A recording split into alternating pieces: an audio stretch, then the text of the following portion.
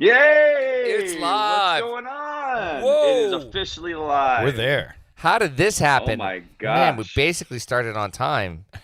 Yeah. Oh my gosh. And look, we have our special guests, the Stillhouse Junkies, just chilling out with us. Oh, yeah. You guys. Oh my gosh. Yeah. Did you guys unmute yourselves? We told you to mute earlier. No. Okay.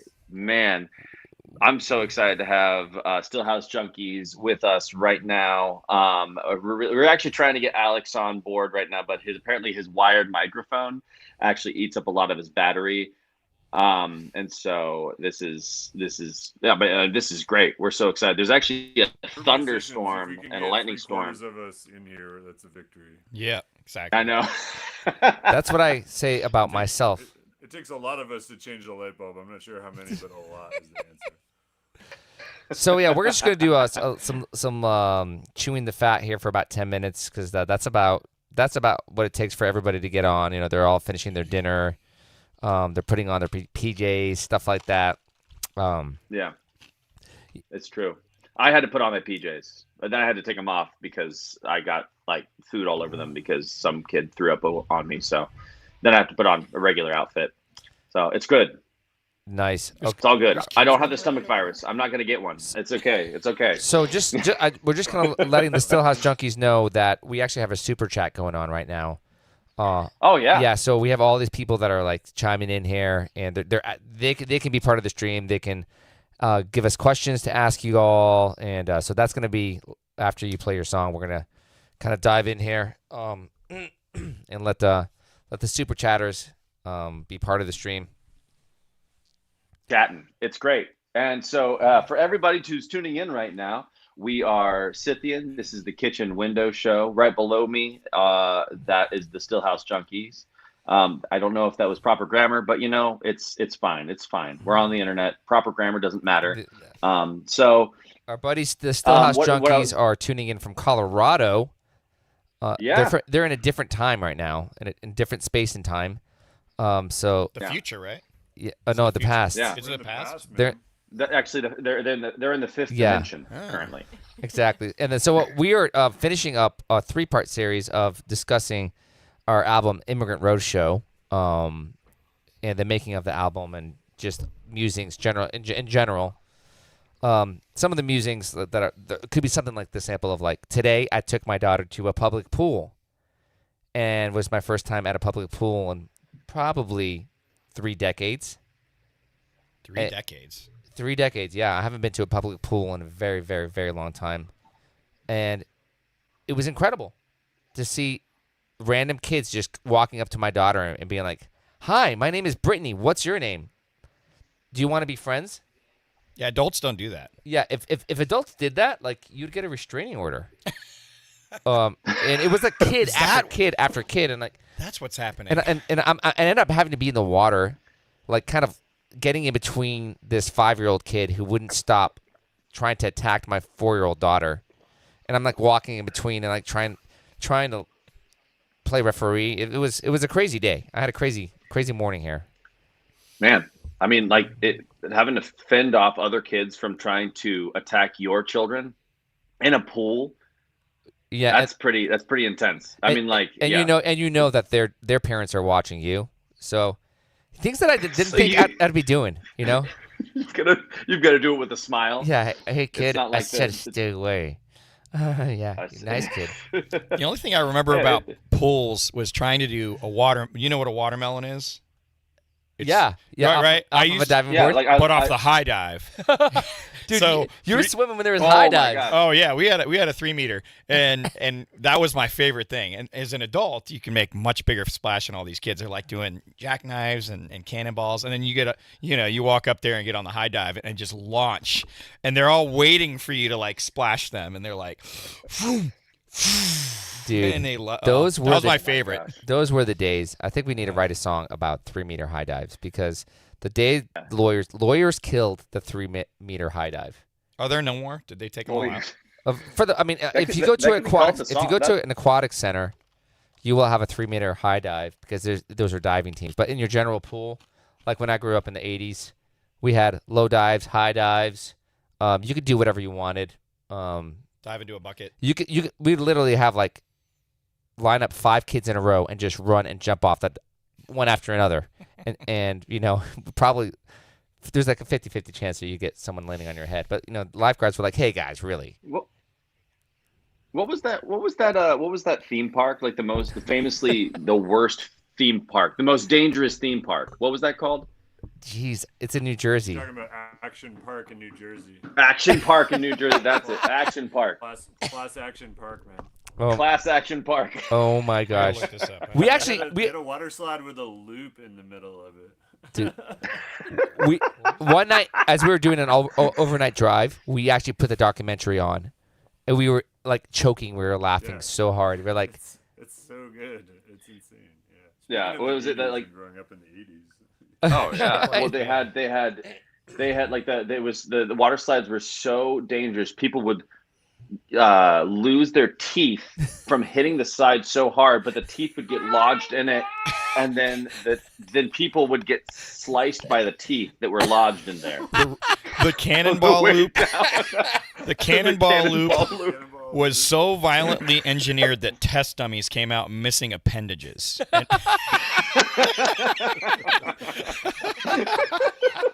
I'm sorry, I had to type this in. I've never heard of this. Hold on, I'm reading the broken bones.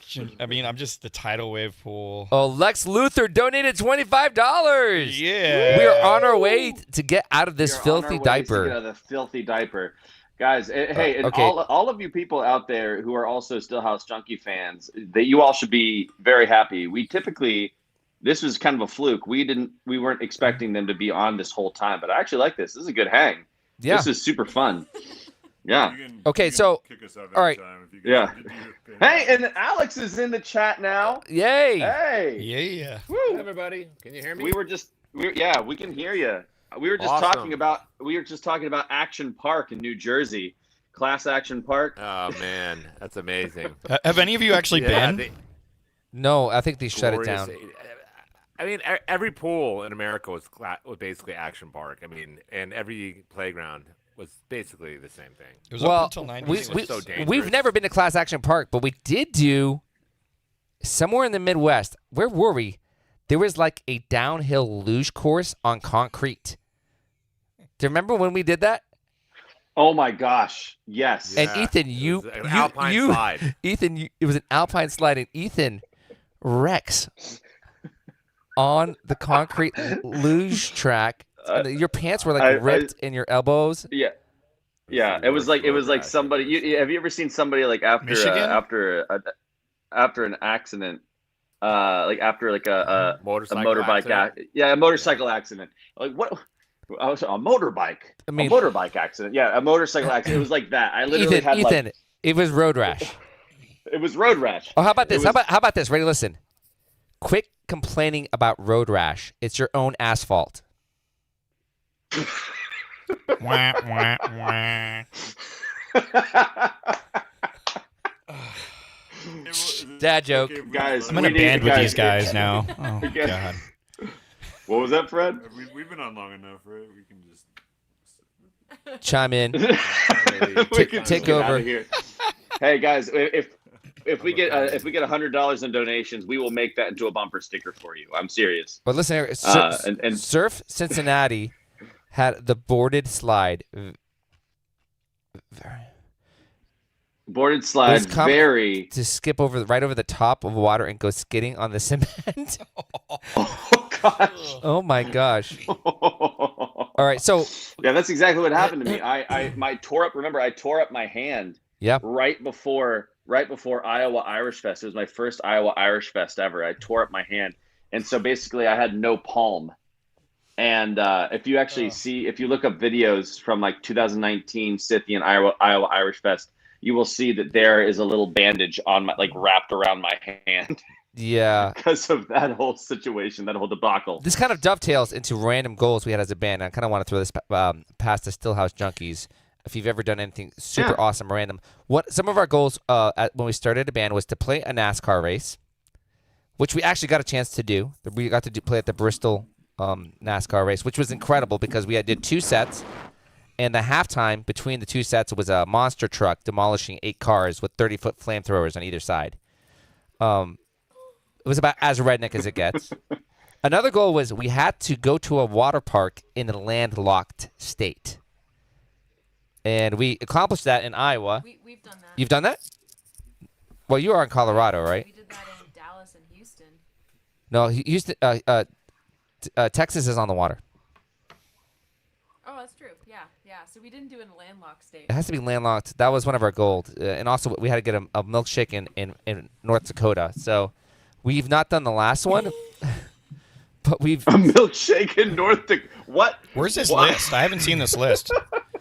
Where is this list? Well, this was like when we were doing like 180 shows a year. When we were probably delirious. We need a new list. So, but Yeah. what is the most random thing that you've done? Have you ever been like taken somewhere in a gondola?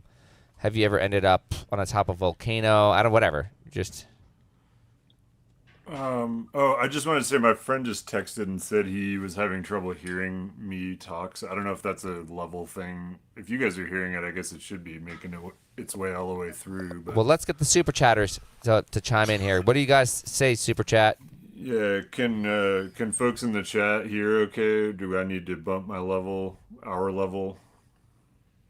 Yeah, or you could just bring your mic closer to you, and then when we say, "Hey, let's do the performance," then you guys could just move it back to where it was. Yeah, we can do that totally. That'd be fun. We're full of solutions here. Or you could make a double loop water slide. There's the mic closer option. So Hey, all right, that sounds a lot better. All right. does that sound good to you guys? Yeah. Yeah, we're just waiting for the super chatters to chime they said I just heard him fine. So in. Yeah, so the people Everybody can hear us. they Okay. say Seems like it's it. just a little bit quiet. They said so. Maybe that is a good. But we are Okay. hearing you now through the computer. Yeah. All we right. have a loop. Cool.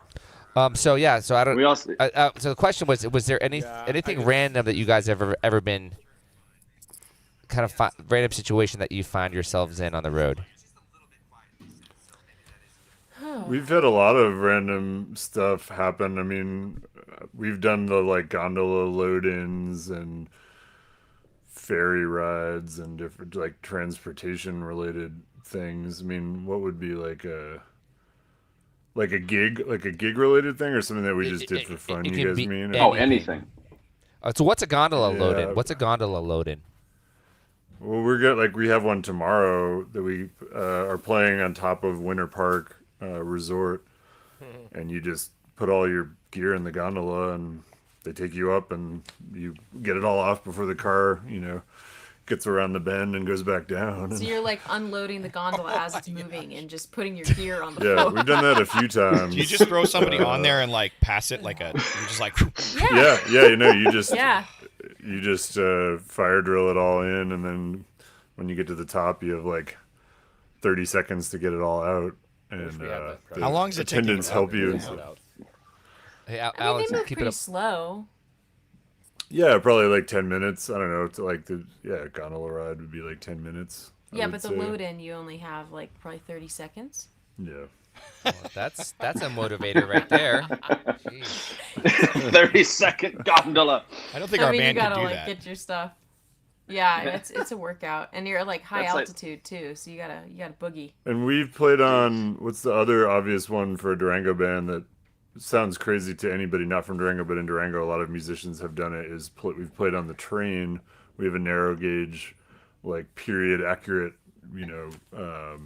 1800s train that runs from Durango up to Silverton through the mountains, and they do like musical themed things and stuff. So we've played like walking up and down the train as it's moving and kind of trying to like stand your feet and not fall over, and Dude. in these like swaying old rickety carriages. And that's one of those kind of like I'm not in Connecticut anymore kind of moments for me anyway. Like, That sounds awesome, man. Is I'm not It in is Connecticut anymore a typical is that a typical idiom? I'm not in Connecticut anymore. Is It that is for should Fred. that be a t-shirt? Is they're just moments that I feel a long way from Connecticut for sure.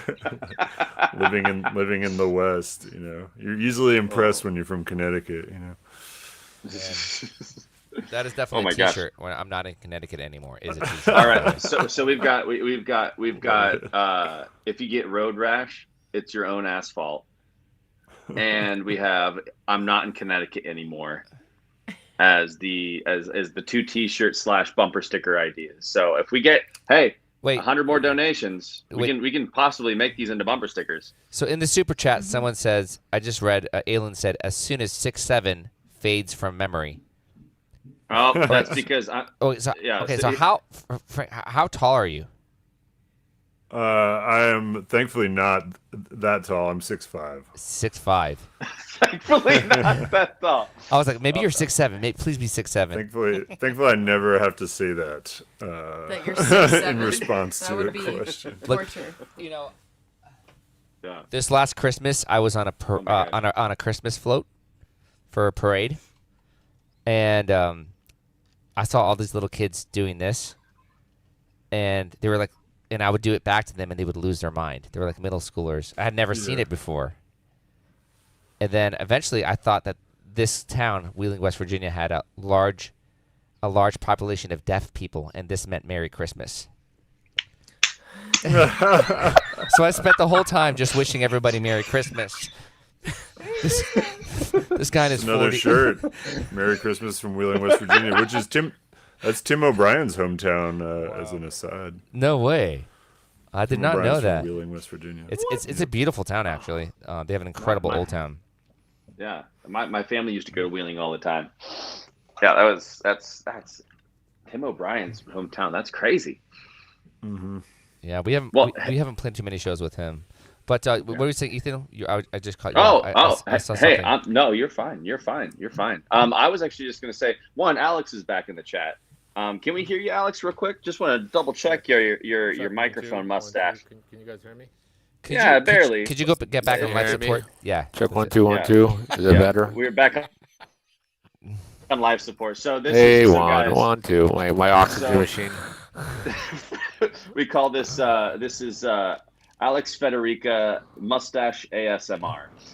Thank you so much for joining us for this wonderful little piece of Scythian history where the Stillhouse, you too get to understand and know how it feels to be one of Alex's mustache hairs here on the Kitchen Window Show. I think that's the first time anyone's ever said that sentence. Yeah, that's. How about making that into? Guys, hopefully $100 more. This can also be a hopefully bumper sticker. Hopefully the last, yeah. I wish I had a mustache. All right. So guys, we're roughly 10 minutes in, and so we're super thankful for the Stillhouse Junkies setting aside the time.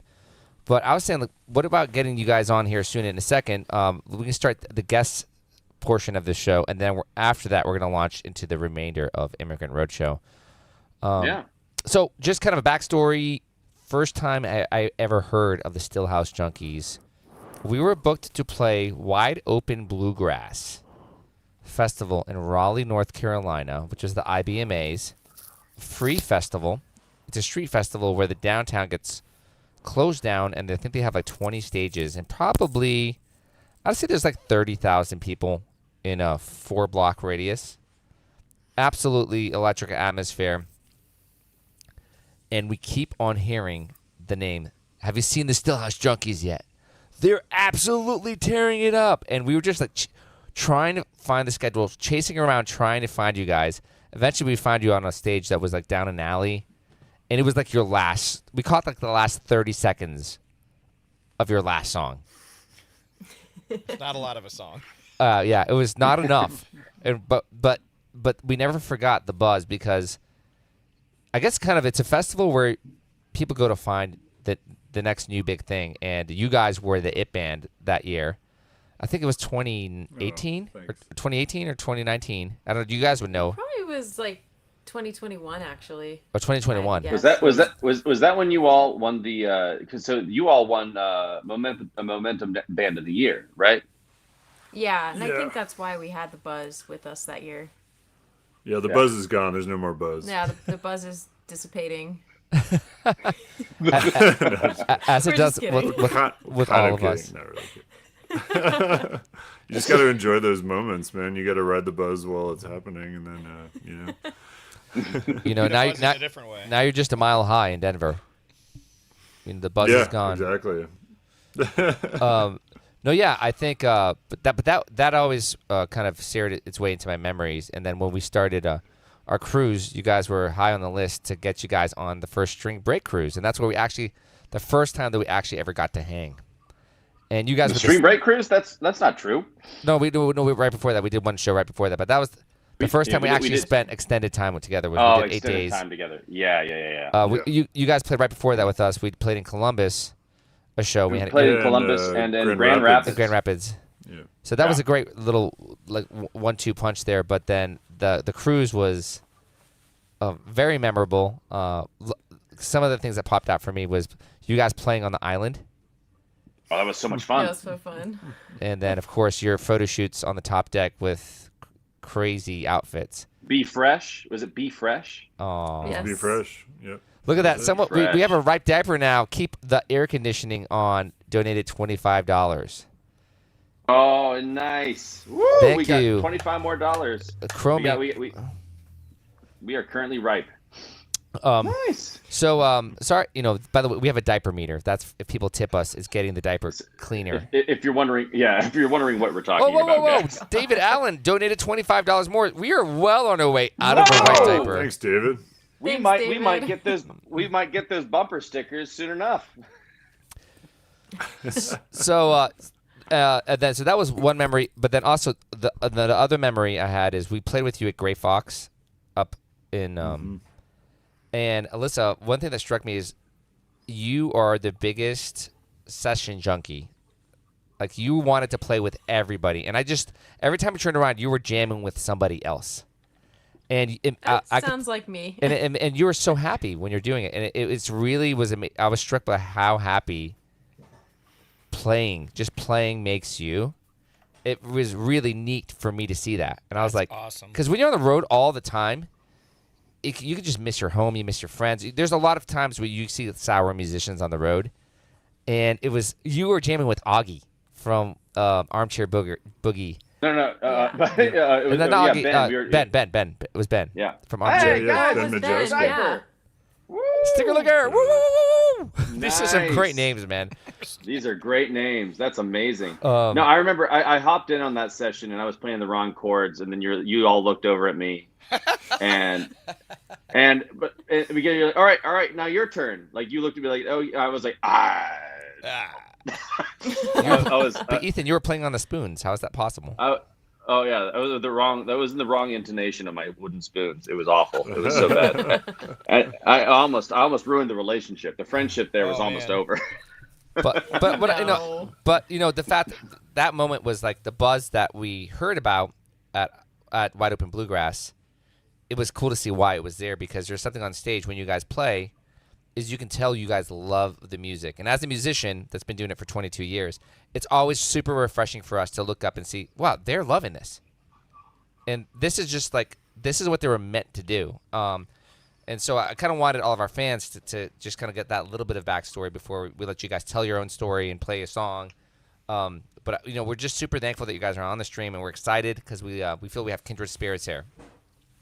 Yeah, well, I was going to say we felt the same way as seeing you guys and the connection you had with your fans, because we saw you at Gray Fox, I think, before we ever met, and we're just like, wow, that's a band that has like really cultivated this connection to their audience over like a long period, and it's inspiring to see because we know how much work it takes to like maintain that connection, and people's personalities come across when they're performing, and you see certain bands, you're like, I want to hang out with those guys. It's one of those kinds of things. Just like, hopefully we'll get the chance, because I remember we talked about it after Gray Fox.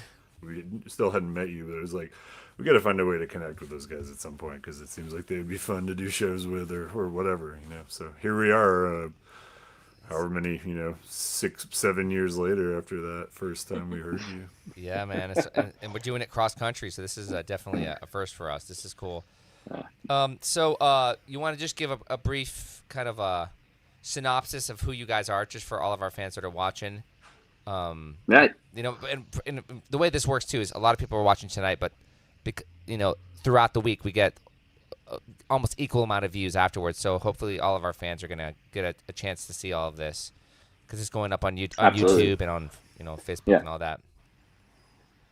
Yeah, and also a lot of our fans actually have been asking for you all to be a guest on the show because a lot of the people who tuned into the show are people who were at the String Break Cruise, people who actually grew to love you all because of the String Break Cruise, and just like all of your fans that were originally there who came on to it, they're like, oh, we need Stillhouse Junkies on. Why aren't they on?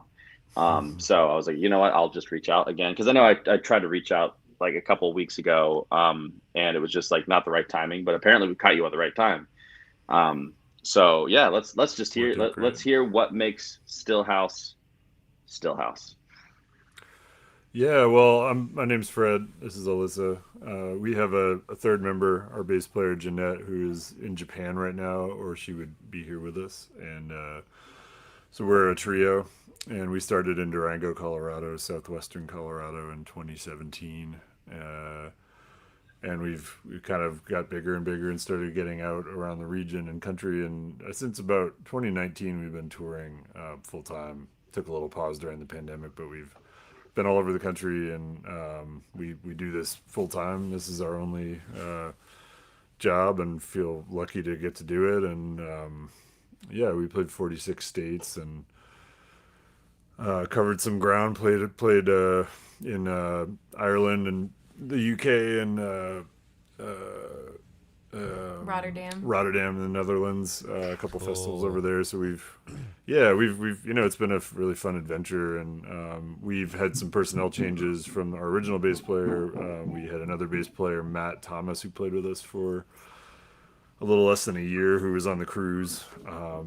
And then we also had a fourth member, Eric Lee, who played with us for about 6 months. And then we went back to the trio, and now we've got our permanent bass player, Jeanette. So if folks see us at shows coming up, that'll be the configuration. It'll be the two of us and Jeanette. And we're really excited about it. It's awesome. Jeanette's great. She's a really incredible technical bassist. She's got classical training like Alyssa, so the two of them do some really cool little like showcases, and I've been able to start like writing for Arco bass and some parts that are a little different than we've had in our music in the past. But we think it's the best version of the band so far, for sure. We're really excited for shows coming up. We've got a busy summer and busy fall, and we're going to be all over. So wherever people are, we're probably going to be coming somewhere nearby. If you look at our dates, you have a super packed Yeah, schedule. July, you have like 14 more shows or something like that. Yeah. Wow. I think awesome. we got like 15 or 16 shows in July or something. So. Yeah, let's pull that, Sam. Let's pull up that tour poster right now so people can see what's going on with the Stillhouse Junkies. You said you played in 46 states. Did any of that involve having a milkshake in North Dakota? No. We haven't had a milkshake in North Dakota. We have had milkshakes and we have been to North Dakota, but we have not combined the two. Band goals, man. Band goals. Band goals. That's officially, missed it by this much. Officially on our It's list. on the list.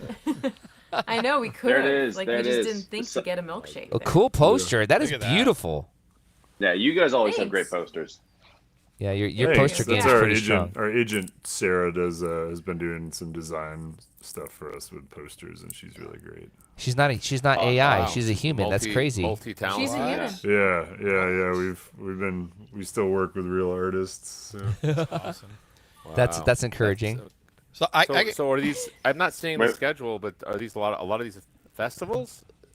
It's too small for me to see, but They're like, we're doing a lot of different stuff. Some of them are festivals, like some summer concert series stuff, some venues. Listening room Listening shows, rooms. and Mix we've of got house everything. concerts. We've got You guys do house club concerts? shows and- nice. I was just gonna say We do. you guys would be an amazing house concert band because Thanks. the We bands do. are We so do fun. quite a few. Yeah, we love the house concert. Armchair it's really- boogers Boog. just donated Just $25. donated $25. Okay, I definitely did say armchair He booger. definitely said armchair booger.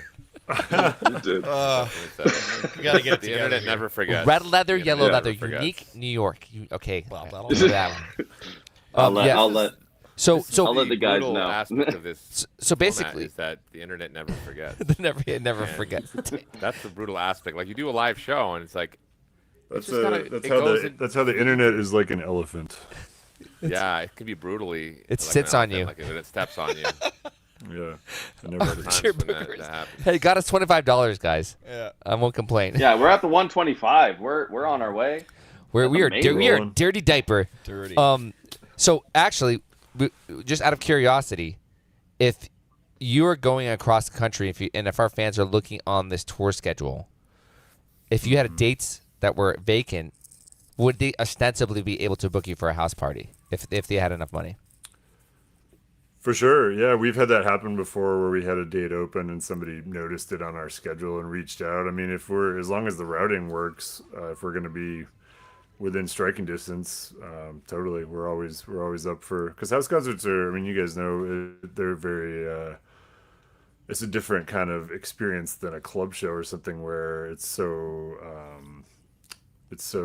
intimate, and the networking and the kind of connecting with people is and more relaxing from a performance standpoint. Like, you're not usually setting up your full rig and all that. So we've done that, yeah, a few times in the last few months. Actually, we've had shows added on.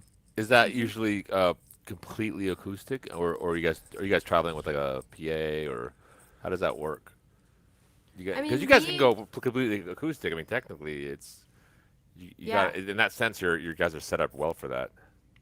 We can go completely acoustic if it's like a small, intimate house concert. If there's going to be, 40, 50 people or more, we'll set up just a single condenser mic. And, a lot of, we don't travel with speakers, so we have to organize that with the concert house host. If they have speakers, we can make it work. That's but cool. yeah, we have a little condenser mic. Yeah, I think you're. It's nice. We always envy loadouts and load-ins for bands like you guys, where like we look at you like, why? No offense, Animal, but like, why did we why do we have so much gear? We're like, Hey, I pack up faster than you guys. Why does Ethan have 19 instruments? Yeah, because he can play them all. true. He's a mutant. Ethan has an instrument for every dude's child. an Animal for packing up so fast. Well, that's just hard labor, at its best. Um, I had a question for these guys, actually. Since we were talking about like just what you guys are, how did you guys form? Like, how did you guys meet? Like, how did all that work a little bit? I mean, you don't have to go super in deep detail, but Yeah, I moved to Durango in winter 2016, and I just started going to the Bluegrass Jam. There were a couple different jams that happened every week, and anytime I've moved somewhere new, I just would start going to the jam, because it's a great way to meet people and make friends, and musicians tend to be cool and into other cool stuff than just music. And so I met Alyssa at one of these jams, and then I started the band with a couple of other guys who aren't in it anymore. We just started doing like a weekly gig at this distillery in Durango called Durango Craft Spirits. It's still there if anybody finds themselves in Durango. It's an awesome spot. Michael and Amy are great friends of ours, and we played there every week for like over a year. So I don't know, we probably played there like 80 or 90 times. And then Alyssa started sitting in, and we changed bass players, and we had a few personnel changes, but the band kind of started just as like a weekly fun thing, like residency. And I had just started writing songs. I'd never written any songs before I moved to Durango, so it kind of coincided with the band of like, okay, let's try to play some original songs. And I got over that initial like fear of doing that, and then we got to a point where we were pretty much all original. And yeah, one thing just kind of led to another, and same with touring. We just were like, let's try this and see how it goes, and it was fun. And it's fun to go to places far away and connect with different fans, and there's a lot of joy and satisfaction that comes from that. so out of Finding curiosity, these communities in other places. what was the name of that first song? Do you know the name of the first song that you wrote? Because we kind of featured that. For me, I wrote this album that we're talking about tonight was the first original that Scythian ever did. So that was Cool. last week's topic. Oh, that's Out of awesome. curiosity, what was the name of yours? Yeah, that song was called Over the Pass, and we still perform it, and we actually re-recorded it in 2022 on an album that we did called Small Towns, and just wanted to give it another like chance at being heard, because songs from way back, when you put music out and you have 10 followers on Spotify, they just kind of disappear. And yeah, that's the one. The story all sounds vaguely familiar. Yep. We've always been like, we should re-release this song. That's it. This is great. It was a crazy feeling, right, to see fans actually singing the words to your song. Or I don't know if this is instrumental or not. Oh, No, Yes. Yeah, never quite will ever get used to that, I don't think. I mean, it doesn't happen a ton, but we do have enough like hardcore fans who come out and request songs and know the words, and it's like, oh, okay. When you get, I mean, I can remember that feeling when we were playing that song and somebody came up and said, "What was that one song you did about the boat?" And I realized they were asking about that song, and I was like, oh, that's a song that I wrote, and that's a good feeling. And I mean, it's easy as a band when you're starting out. It's like, if you play covers, everyone's like, oh, I love that cover of blah, blah, blah. And people are going to respond because they know the music. It's a longer path to play original music to getting to that point. But when you get there, like, the satisfaction is so deep that it's something that you created yourself, that you own, and it's yours, and that's... I'm glad that I, took those steps down the path, and that we did that as a band. And I'm glad you also, redid it to kind of get more play for it. Because in the beginning, you're right. Yeah. In those early years, you're just kind of like, you don't even know what you're doing. You're just kind of shooting from the hip.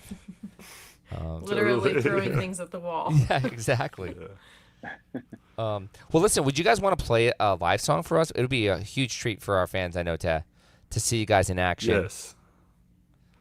Just so happen to have some instruments here. What? So. Wow. What?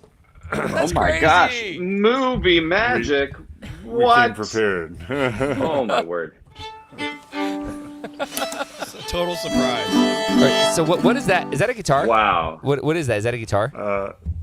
This is an octave mandolin. It's That's a big mandolin. 8 strings. Yeah, it's just a giant mandolin. Basically, it's tuned an octave lower than a regular. Yeah, this was built by our friend Bobby Winteringham in Dolores, Colorado. It's like 45 minutes from Durango. Oh, it's in his beautiful. little workshop. He's a great mandolin builder and guitar maker and stuff. But So, were you originally a mandolin player, and then that kind of like helped you shift over to that, or what was the reasoning for like? I play a regular size mandolin, and then I had always just seen these around, like seen some people play them, and I always thought those sound cool and look cool, and like it would be a different vibe. And with the trio, it's kind of a cool sound that is somewhere between mandolin and guitar, and it's something different to write on because the fingerings you can't reach the same things you can on mandolin, so you have to. It just forces you into different ideas. I think we can all relate to like writing on other different instruments, like writing on the instrument you write on shapes the ideas that you come up with. Yeah, that's what I love about instruments is you're like when you pick up a different sounding thing, you're like, wait, how did I just come up with that? But it was the instrument that kind of like played you. Yeah. Versus vice versa. That's wild. Hey, my nephew just joined as a space junkie. What? Uh-oh. Nice. I'll be back. Ellis. Oh wait, yeah, Animal's gonna be back. Yes, get the cowbell. Oh yeah, that's true. Every time someone joins, they get a cowbell. Woo! Yeah. Nice. We don't mean to be icing you guys. So what we created here is kind of a combination of Patreon and Twitch. So people can become monthly subscribers and like super chatters. Then so it's kind of this combo. And then there's like if my understanding is there's like an after hours OnlyFans kind of component to this too. Oh yeah. Not an OnlyFans component. Hold on. Not like OnlyFans. OnlyFans. It's like fans are only. Oh, it's only fans. Okay, I know. Yeah. It was my Only mistake. cowbells. All right, here we go. Oh my gosh. We got the cowbell. All right, so okay. I thought we were gonna see some skin. Oh, Yes. slapping some skin. Here we go. Only- Ready? Yeah. All right, there we go. Boom. There All we right, go. so Yeah. what's our so what are you treating us to tonight? What's the name of this song? This is an unreleased, unrecorded song called 1965 that we just worked up a couple weeks ago, actually. Dude, this is top secret. Super secret. Yeah. Remember, the internet never forgets. Yeah, we performed it. We performed it a few times, but we worked it up. We were just in the Bay Area in California, and the song is kind of like about the hate scene in the mid '60s in San Francisco, and so we wanted to work it up in time to play it for some of those shows, and we did. Cool. We pulled it off. Cool, man. That's always a risky but very rewarding feeling. We've done that a few times, and you're like sweating it, and then when you finish, you're like, "Oh yeah, we did it." Oh yeah, it's exhausting. Yeah, it's like uses more brain power than the rest of the set. Totally combined. All right. All right. So introduce the song. Oh, yes. Introduce the song and then go for it. Okay. This is called 1965.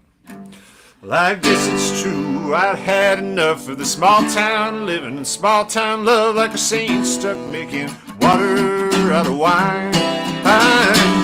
Let the clutch out, boy. Now don't you know I was getting out, but I was getting there slow, dragging half a muffler down the highway line.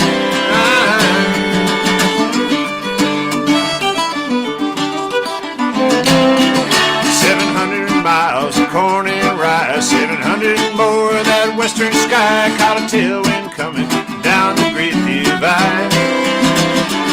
That Golden Gate was a sight to see, like a great big golden fantasy or dream. I thought I'd never be inside.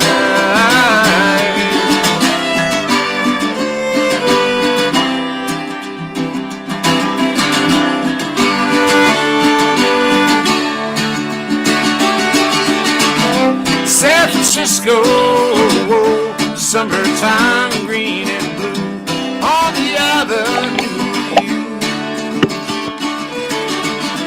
Where the time go, can we give it one more try? We just stopped the clock in 1965.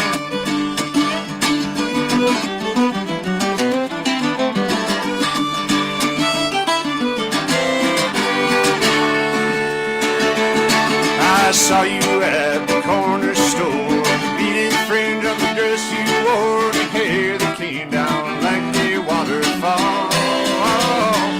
We were turning up, tuning in, dropping out like a bowling pin. Never cared much for the writing on the wall.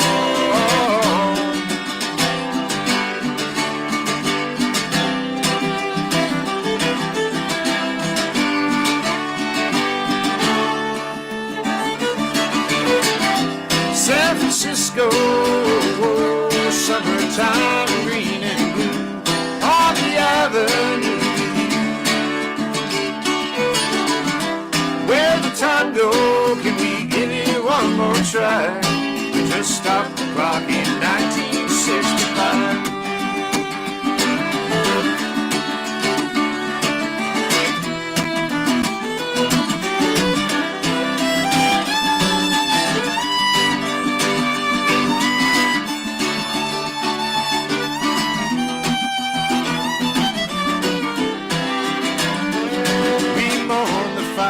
Died away, spread the ashes out into the bay and watch the change come rolling like the tide.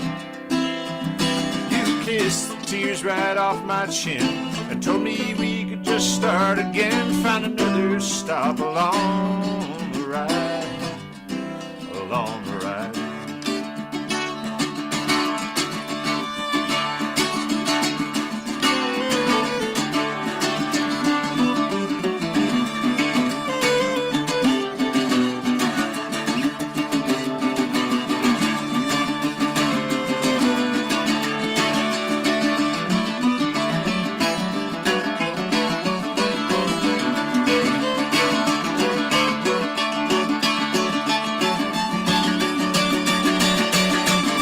San Francisco, summertime, green and blue, on the avenue. Where the time go, can we give it one more try? We just stopped the clock in 1965.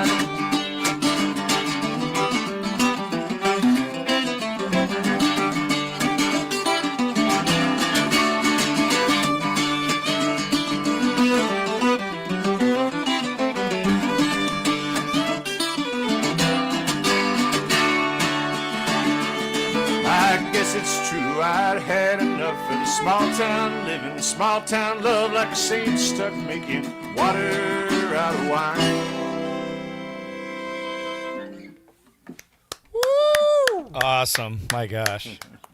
It's such it's such a vibe. I was just kind of like, I'm wondering, is there a Colorado vibe? Because I know there's California vibe. There's just something so wide open about this song, and I'm like, Oh, thanks. People out here, it's funny. Like regionally, people write songs sound just a little different by region. But I was like, would you say that this song has? Is there a Colorado sound, or is this just a West Coast, or what would you, if you could categorize a certain feel that this song has, would you say it has any of what I said, or? Well, I think I've only ever been writing since I moved out here. So, I lived in the East Coast most of my life until I was in my mid-30s, and I moved to Durango. And so when I started writing, it coincided with I was kind of drinking in all of these new sights and sounds and smells, and like the high desert and just the vibe, the sunny weather, the skies. And so I think my writing has a lot of that in it for sure. I mean, that song, I was going for a little bit of a nostalgic thing. I was reading Phil Lesh's autobiography and was just thinking about these periods of time where, like, you happen to be in San Francisco in the mid 60s, like that was a thing, that was a cultural moment, like a high watermark in some ways. Or we all have things like that we could point to in our lives where we happen to be somewhere at a time that it was just a cool time to be in that place. And so there's a little bit of that was the like vibe. COVID. Yeah. Yeah, that was the whole thing. I mean, when you think back to all the crazy, weird little things, like I remember playing like board games online with my friends from my hometown friends that I never see, and all these little connections, and then we all just were like, anyway, back to work, Yeah. Oh yeah, it was this magical like moment in some ways. Like that song just was. It's like almost like a wagon wheel, or of a whatever steamboat. Like it just keeps on. It just has such a great forward motion to it. I love the muffler dragging halfway on the road. That line. Yeah. It's just like there's some certain visuals that are just to me were so evocative. Thanks. It's funny. I went to Alaska years ago by myself. We had 10 days off for the band, so I just booked a flight to Alaska and then ended up like in Denali National Forest, National Park, and the bars were just such great scenes, and it kind of reminded me of like the music that you would hear up there in the great wide open. So I that's where I was brought back when I heard that song, even though it's about San Francisco. It has the feel of mountains to me. Yeah, it was like, I think so for sure. You get a little bit of that grit, and that instrument just fills it out. And the way you two like trade the licks and the melodic lines, it's like one instrument. The way you two play, like it's pretty wild. Like I was just sort of taken back. I was like, I can't tell if this is like one being, like, or this is just like it's so good. Are you Voltron? Yeah. It was really beautiful. Combined. It was beautiful. Oh, Yeah, thank you. and something that I remember. I remember when we were looking to book you all for String Break Cruise. I was like going through your discography with Dan and Alex in our tour van at the time, and I remember Alex like locked on, and he's like, "I love the way this guy writes. Like it's like he's a true storyteller. Like the way that like you write your lyrics, it's like you paint such a vivid picture, and it's pretty beautiful. It's very unlike a lot of other people who write. Like you actually do take people on a journey, and we were talking about like how cool that is." Thanks. I mean, that means a lot. Yeah, that's what I'm trying to do, I guess. It's like anything, you kind of get into it and are just making it up, and you feel like for a while like somebody's going to call you out on it, and you're like, actually, I think I know what I'm doing kind of now. And like I'm the only, I mean, we do all the arranging of these songs together in the band, and I write most of our stuff, and I do most of it just kind of on my own. I haven't like co-written or anything, so I'm just kind of like, I think this is good, let's try this song. Yeah. Out of curiosity, you have a third band member. Is it? Do you guys do 3-part harmony for this song, or is this? Yeah. Oh, cool. Oh man, I can't wait to hear this recorded then. Yeah. Oh yeah, we can't wait to record. We're going to be recording in December our next full length. We've got a chunk of it already kind of worked up, and we've got another 5 songs or something that we have to work up before then. So. Oh man. Awesome. Yeah, we're kind of in the exact same boat. So go ahead, Alex. Is the mandola, is that something that you're adding more and more, or like how much of the new album do you think is going to feature the mandola? Or I think I've got like 4 songs or something on it, and then I actually I'm waiting for this mandolin to be built, so I don't have a regular mandolin right now. And when I get that, which will be soon, I'm gonna maybe try some of these out on it just to see. But yeah, I've been trying to do we probably got maybe a dozen songs on the octave mandolin that we perform. So, because it's I think you guys do this really well. People change instruments. You have different segments of the show. Like we got spoons, we got fiddle, we get switching back and forth, and you have these little set piece moments, and for a crowd it's really engaging. It's hard to get bored when things are changing and moving, and for me to be changing instruments back and forth, and then it introduces a different sound. And we've been fooling around with trying to have showcase moments. Like for Jeanette, we'll just play a solo thing on bass, and we'll get off the stage, or I'll get off the stage and Alyssa and Jeanette will play something. That's the cool. 2 of them, or just different configurations, or I'll start a song solo and they'll come cool, up. yeah. Since we went to the wireless instrument setup that we've been using, we have a little more flexibility we can just leave the stage entirely. People, I don't know, that staging stuff that's something you guys have perfected for sure, and it's makes for a really enjoyable show just visually.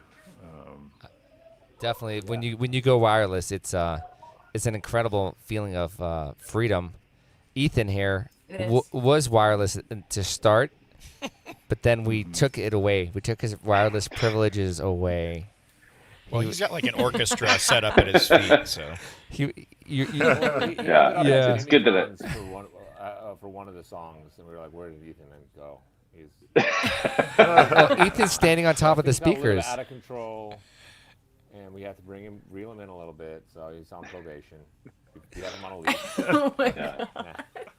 I've done that to myself. I've got 15 different instruments that I'm playing at all at one time. So Yeah. Exactly. We've witnessed it. Yeah. We're saying our load-in is like an gas. It expands to fill all space. And yeah, so load out has become kind of brutal. We're the victims of our own excitement. Yeah, so you know, that is very true. We all just get get these ideas, and then we just we're like, oh my gosh, yeah. So wait, Alex, you're a little bit quiet. Could you go back to the mustache? The mustache, Ethan Mike. has a Moog now. Yeah, Ethan has a Moog. So he's basically bringing an organ on the I have a on the Moog, road guys. now, If you know what that is. We got a Oh, bus. no. No, you've Yeah, gone I'm too basically far. bringing You've gone too far. No, we got a bus, and immediately let's fill every space in the bus. So now the bus is too small for us. I've always Yeah. thought, We're man, not.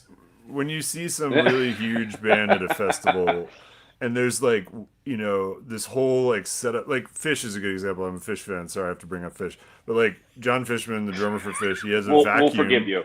He has an Electrolux vacuum from the 60s on stage on his drum riser that gets all plugged in and sound checked and mic'd. He uses one out of every 30 shows he plays the vacuum, but it's there, and it's that's how you know you made it. When somebody's setting up this thing that might not even play it, tonight. Oh, I'm not going to play it tonight. The only difference is you have a tech for this thing, The only difference is we don't have Vacuum tech. roadies. We don't have roadies like they did, so that makes life worse. Our only roadies are projects a certain aura of badassery when you just have random instruments that you play for 30 seconds of a song. It's true. I used to, in one of my bands, we used to have a guy. It was back when I was early 20s, like teenagers, and we had a guy who played the sink. Like we found a porcelain sink on the side of the road, and we just set it up on a snare stand and mic'd it with an SM57, and he just played the sink. Amazing. Watch out, guys. So, I think that's called Yeah. theater rock. The theater rock, Yeah. Yeah, a theater kid rock. Yeah. yeah. Yeah. Yeah, someone who doesn't do it for a living. Yeah. By the way, That's the opposite of everything but the kitchen sink. exactly. By the way, Alex, Well, hey, Alex, you look like you're Captain Nothing else. Nemo. Alex, Yeah, you look like seriously. you're Captain Nemo, like 20,000 leagues under the sea. There. Is that a porthole behind you? Yeah, it does. Organ. The organ right now. Oh God. So, are we doing any festivals this summer together? We are not at Grey Fox. Are you guys at Grey Fox? Not this year. I don't think we're not. on any lineups with you guys this year that I'm aware of. We went very Irish heavy this year. Last year was almost all Americana, but this year is mostly Irish festivals for us. And we Gotcha. we kind of ping pong years between Americana and Celtic festivals. I We'll think have to reconvene next year then. Yes. we most definitely. We've never Absolutely. played. We've never played Colorado. Not You guys once. have never You guys have played never been out here? Colorado. Oh man. All right, we need to remedy that. Oh my gosh, yeah, we played with Flogging Molly one year a bunch. We probably played with him 4 or 5 times. The banjo player for Flogging Molly is from Denver. Oh my gosh. We should play Estes Okay. Park. And he said that we would crush it in Colorado, and that was almost 20 years ago, and we've yet to make it over. Maybe they decided afterwards. They're Well- like, not anymore. We're gonna have to scheme and maybe do some shows. Yes. Yeah. this year. Get us out there. We'd love that. We'd love that. Beautiful. Absolutely. I let's mean, let's Color- do it for the kids. Yeah. We Yes, need to be in for the Colorado. kids. Oh my gosh! Yeah, for the Speaking of children. the kids, is that our children. future roadie? Are you birthing future Yeah. roadies for us? Perfect. Yeah. Yes. It's that's my contribution since I'm Actually, trying we're to fill up replacing- with we're more replacing the as whole many band. instruments as possible. I've already got a replacement for me. Ethan, Lessick. do you Yeah, do you Alex have a is more tiny Lessick. do you have a tiny prosthetic beard that you could put on your son to see if he looks like you? Oh my gosh, What is happening right now? he's so cute. Oh my Is god. it true? Oh my He's god, just trying to eat it right now. that is. This So is when you ask for donations. All right, look at the cute baby. All right, yeah, come on, we need Guys, some donations. more babies for more donations, everybody. Oh my gosh. More babies for more donations. Hey guys, we got to make a chrome diaper here. We got to make the chrome diaper. Dude, he's Come so on. The sporty. chrome diaper. He's Yeah, look at that. Look at it. I like, and also this is we call it his focaccia tummy. Like you gotta. It's just he's gonna watch this years from now and gonna be like, Dad, why did you do that? you mean It's when all his getting documented. when all the bullies in his school are like, "Yo, focaccia tummy, come over Yo, here." focaccia tummy. What's going on? You need a little bit of olive oil in there, crevices. All right, so going back to the Stillhouse Junkies here. That's rough because aren't they homeschooled? That's right. That would mean it's the siblings. That's another great. That's another great. Oh, there's another baby. Oh no, there we go. Oh my gosh. Oh Tony. no! Oh my gosh. Are those prison clothes? What is that? Cute going on? You guys just got chomped. Just got chomped. All right, guys, look, ready? Woo, woo, Oh, woo, yeah. Woo, woo. Here he goes. Ready? Woo, woo, woo. Guys, oh my gosh, what are you doing? No. We don't know what's happening anymore. I'm just a big baby. Oh my gosh. That Theodore's looking at Joni, me like, you're the "Dad, cutest. What's going on? unbelievable. Oh, Joni. Joni. Oh my gosh, those Joni, thunder look thighs. at Theodore. Thunder thighs. Oh. You just got chomped. Oh my god. I thought about bringing my puppy, and she's a little chunky, Oh boy. but she would have pooped on the carpet. Yeah. Yo, focaccia We tummy. don't want to. We don't want to see that. We don't want to see that demonstrated. Please, guys, don't demonstrate Guys, that. guys. All right, so listen, Stillhouse is probably has to get going here, but so everyone who's watching, there's things you can do. You guys are almost at 8,000 Instagram follows, right? almost at Or is 7,000. it 7,000? Or almost at 7,000. Let's get it to 8. Let's get Yeah. it. Let's get it to 7. Let's get it to 8. Because That would be awesome. yeah. So everyone watching, go to the Stillhouse Junkies Instagram and just give them a follow. It costs you nothing, but it does a lot for bands. Also, your Spotify, go follow them on Spotify. Yes. Yep. And then also they have a huge schedule. So could we? Hey Sam, could you flash that up again? The tour schedule. Take note. If they're playing near you, you want to come out and see them. Sam, are you even there? Oh, there it is. There it is. And I would say too, like, because I know y'all have a lot of Mid-Atlantic fans. We're gonna be out in the fall. We've got some stuff kind of near DC, near Baltimore, in that area. Excellent. Late October, I think. October, yeah. So we will be coming through, and we'll be releasing more of those dates coming up. Fantastic. Nice. That's awesome. Guys, it was such a great time reconnecting with you. And our fans are super thankful. Those that have been asking for you to be on here. We listened to what you said, and here they are in person, Stillhouse Junkies. Are they going to take us out one more, or do we have time, or no? Yeah, let's up to do you one guys. more because they said they Yeah, have we got- two brand new songs. We got Oh another wait, one. you guys have instruments? What? Wait a minute. A brand new. Whoa. That's That tiny guitar grew more strings. Yeah. The little guitar that could. Yeah. All right. And by the way, listen, Michael Lewis is watching on Facebook. I'm going to officially call you out. Dr. Mike, Mike Lewis, why are Dr. you Mike. not on the super chat? We are ashamed that you're shame. not. Shame. Shame, Shame. Dr. Mike. Shame. Shame. Shame. Shame. Shame. All right, Mike, Shame. Dr. Mike, there's a link in the description. You come over to Streetlight and you join this super chat right now, young man. Yeah. All right. Yes. We need Do the you. right thing. We need your. Do the right thing. Yeah. Yeah, we need you in this super chat. All right. Can I also tell you All right, guys so what's- too what's- that- What? Yes. Yeah. So we've been a band for next year's going to be 10 years for us, and Woo! I have to say, first of all, yay, we've survived. That's amazing. 10 years. But one of my career highlights in 10 years of being in this band was playing on the cruise with you guys when you had me up for that like trio of Celtic tunes, Aw. like on yeah. the deck.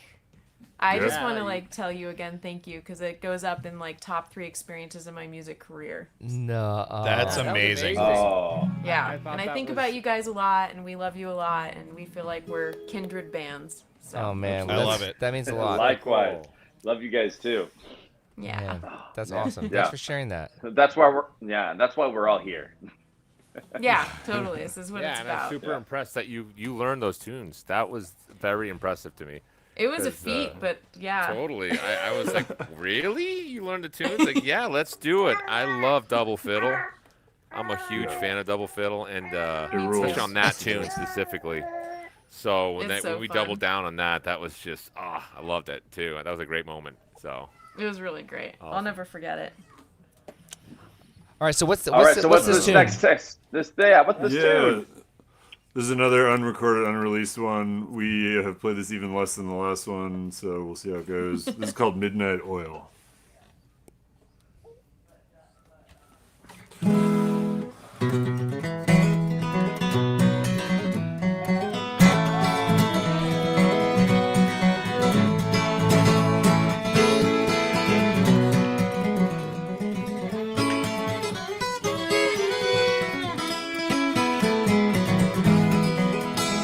It turns out it's all true.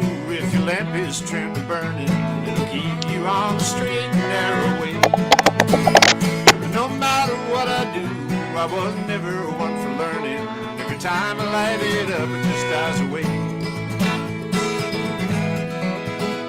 It was on a winter's night, even dark in late December. Found myself out on the wrong side of the tracks. Inside was getting tight, getting where I don't remember all the times she tried to keep me from going back. Now my friends are gone, my money spent so fast it seemed like an accident. I got $1 back on my 2 cents and another one for free. Back in from the barroom, it's as plain as day to see. She's playing up that midnight oil to say goodbye to me.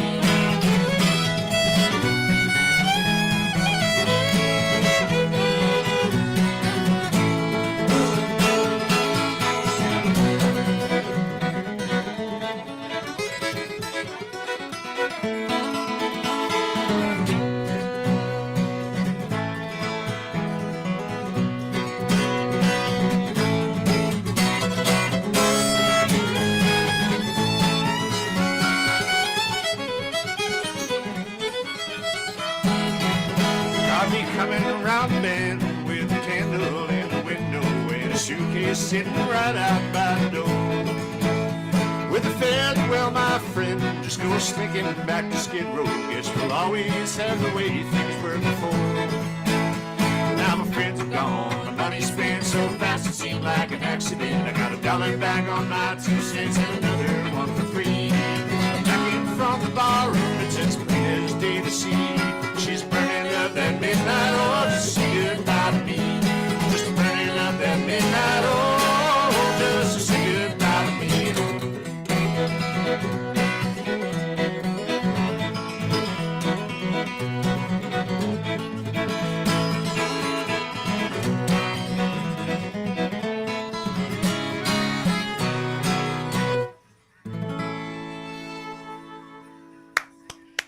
Yeah. Franklin Hicks says, bunch of us are hoping that you'll be back in a future cruise, String Break cruise. We definitely should make that happen here, y'all. We are. We'd love that, man. Yeah, we're gonna start you know working it. on the lineup here soon. It's kind of weird. You have to do a year and a half in advance. It's a weird headspace for us to be in. But yeah, we definitely have you guys on our short list. And Awesome, you guys. Yeah, we'd be there with bells on. I mean, we'll do anything with you guys: shows, festivals, boats, beaches. would love it. Awesome. Fourth, Stillhouse Junkies, y'all have a gift. That's from Emily. Clap, clap, clap. Aw. From Julie. People are clapping. A lot of emojis happening in the super chat here. Real fast, are there any questions for the Stillhouse Junkies from our super chatters here before we let them go? Had a question a while back. Let me see if I can find it. Aylin says, non-music question. I thought, let me hear. Where is it? Aylin said, basically, she thought that the same exact thing we thought was that all the stuff behind you were like rifles and like bayonets and stuff. But it's actually Cross-country skis. Skis and prayer flags. It's skis. Yep. Yeah. It's just a vintage And cross-country poles. skis, yeah. Yeah, we probably should have explained that in the beginning. But yeah, these are not weapons. These are skis. It's Just funny. gotta set the Colorado decor. Yeah. Yeah, it's funny. This is what East Coast people watching versus Colorado people watching. Oh, those must be skis and prayer flags on the East Coast. Those are knives. That's what I would use on the person in the car next to me when I'm stuck in traffic. Can I borrow that? Oh my god. It's a Is long that way. another sticker? Yeah, we're not in Connecticut anymore. Yeah, we're not in Connecticut. Yeah, we're not in Connecticut No, anymore. Yeah. no, we're through the looking glass, yo. Oh man. Nice. Yeah. All right, guys. So Well, listen. awesome. Thank you all so much. This is Dan. Did you want to do the outro, or do you want me to do it? What? I want us to do it together. Ready? Guys, from the All bottom right. of our hearts, we want to Thank the Stillhouse Junkies for all of the wonderful times we had just on the stream. and Aw. looking forward to future good times. We wish you best of luck in the writing of your new album, and We really hope to see you all again, and really hope that everybody here on the Kitchen Window Show likes, follows, subscribes to anything Stillhouse Junkies. so from our hearts, To yours. from the bottom of our, Sandwiches. we wish you best of luck. I'm hungry now. Thank you guys. Thank you all so much. Thank Love you you guys guys. so much. Yeah, See ya. we'll see you See you soon. Forward to guys. seeing you guys soon. Bye bye. Bye. Bye, guys. All right, bye. Bye. Oh, Leslie just said bye. Bye, Leslie. Oh my gosh. Bye. Bye. Leslie. That's my I was replacement drummer. Yeah. Yeah, that's Animal's replacement. He's Yeah. been duly warned. We're in training. 20-year project. Dude, he's got Yeah. he's got some sea foam afro going on. Yeah, guys, this is a reminder to everybody. Lessick being here and me being handed a diaper from one of my sons. Benjamin, come here. I need you. No. If he's not wearing his diaper, no, that cannot be on the air. No. I have it right here. Okay. Come on, guys. This is it. Here. No. Benjamin has to be in here. Benjamin. Here. You have to say, everybody. You have to make Scythian go Chrome diaper. Let's make it go Chrome diaper. Yeah. Oh my gosh. Chrome diaper. That chromey Guys, this is diaper. ridiculous. Chrome diaper, that chrome diaper. Wow. The diaper is currently eating the screen. Oh my god. Guys, I'm Guys, dead. I had a blast with the Stillhouse Junkies. That was just fun. Yes. They're so amazing. that was pretty crazy. Definitely put in the comments, you super chatters, who you want to see as future guests, because that was a great suggestion. Thanks for pushing for that. Yeah, thank you all so much. All right, so That was amazing. So guys, we are gonna go back to do the album here, Immigrant Roadshow. Yeah, and I'm gonna stall here for a second because Sam just had to step aside for a minute. But Sam is actually not necessary for this wonderful intro that I'm about to. Chrome diaper. Chrome diaper. Sam's not necessary for the pandemonium that is happening around me right now. my God, So Garrett's back on. He made it for the Dean kids. Oh my gosh. So, okay, here's the deal. So, what is happening right now, everybody, is that we are going to be reviewing Immigrant Roadshow, the third studio effort of Scythian. The effort that let's see. It's so funny. I'm seeing Alex right now with Lessick. It's adorable. I'm actually kind of distracted by it. I also saw Sam just go by the window right now, the door window. So the third studio effort by Scythian is Immigrant Roadshow. We had our first two listening parties, basically, the past couple streams. And so now we have ended up on the last, I think, 4 songs of this wonderful album, which include the tracks I Will Go, Gypsy Fiddle, Fields of Athenry, and I think there's one more that I'm missing. But Follow Me Up to Carlo. Follow Me Up to Carlo. Yeah, Follow Me Up to Carlo. So 4 songs. So we've got some amazing things. And starting off, I'm so sorry Lessick is going to have to hear this, but we're starting off with a song that his wonderful dear father is singing in his best fake Scottish accent. So Alex, do you want to chime in on this, or is that true? Yeah, Alex, you want to talk about this fake Scottish accent for a second? we need. I don't think he does. I don't know. We need full. What do you call it? Mustache Mike. The mustache. Let's see if it's working here. Is it not working? Oh no, the mustache. His mic mustache is muted. I think you're muted, man. You might be muted. Let's see, Alex. Also, this is like visual ASMR. We've You actually are been Alex's punched by phone. his thumb.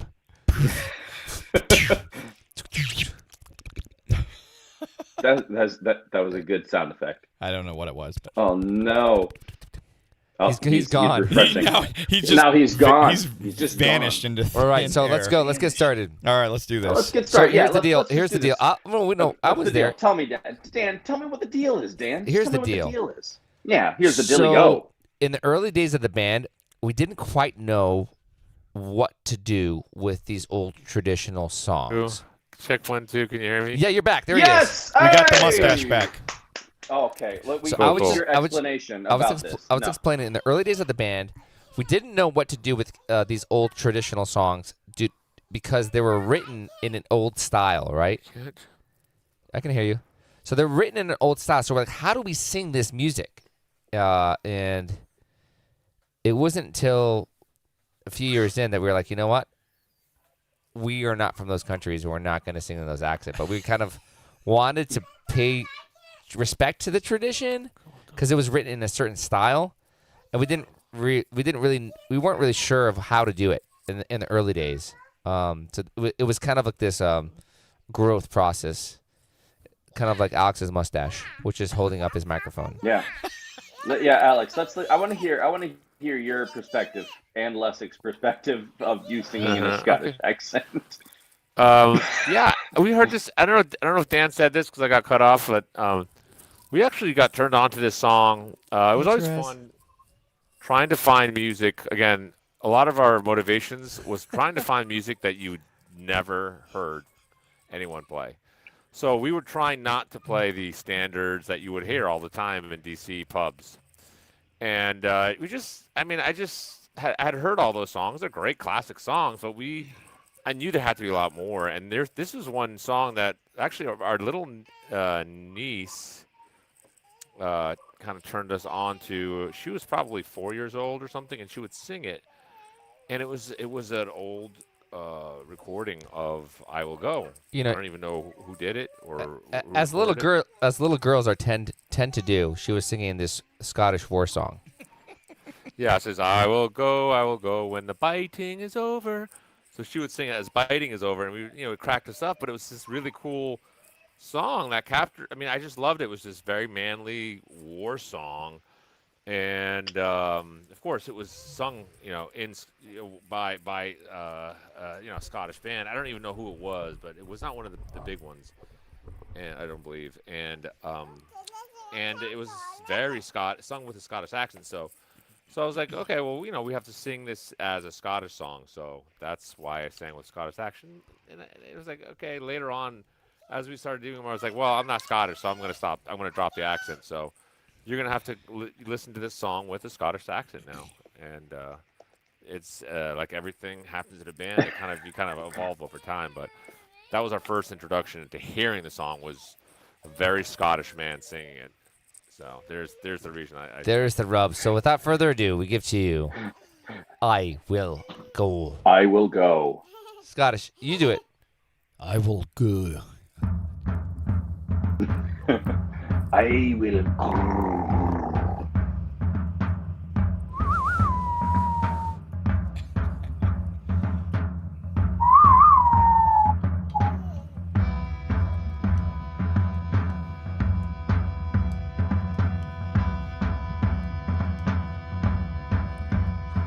will go. I will go when the fighting is over to the land of MacLeod. Lost it, Ethan. Oh no, you lost it. And it's a soldier, I will go. There we go. I will go when the fighting is over to the land of MacLeod that I love. Be a soldier, I will Let's go. get donated. Donated $25. Yeah. When the king's son came along, he called us all together, saying, "Brave Highland men, will you fight for my father? I will go. I will go. I will go. When the fighting is over to the land of MacLeod that I left, be a soldier. I will go. I will go. I've a buckle on my belt, a sword in my scabbard, a red coat on my back, and a shilling in my pocket. I will go. I will go. I will go. I will go. When the fighting is over to the land of MacLeod that I left, be a soldier. I will go. I will go.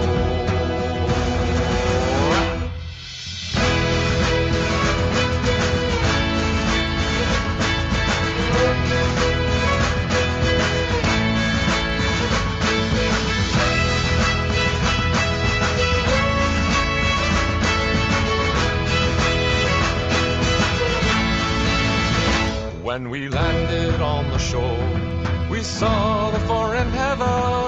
We knew some would fall and would stay here forever. I will go, I will go. I will go, I will go. When the fighting is over to the land of MacLeod that I left, be a soldier. I will when we came back to our land. The winter was churning, our goods lay in the snow, and our houses were burning. I will go, I will go.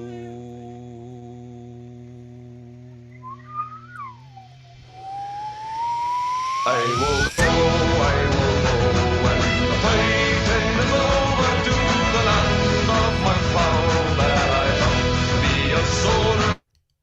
I will go, when the fighting is over, to the land of my plow that I found to be a soldier. I will go, I will go.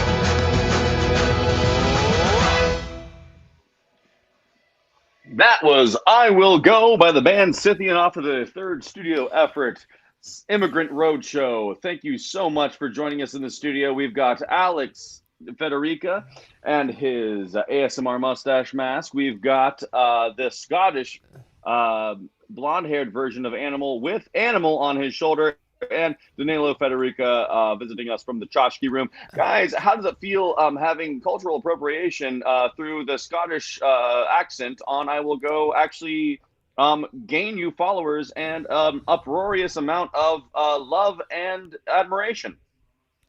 I don't know if that was a right accent there. Oh, what is going on over there?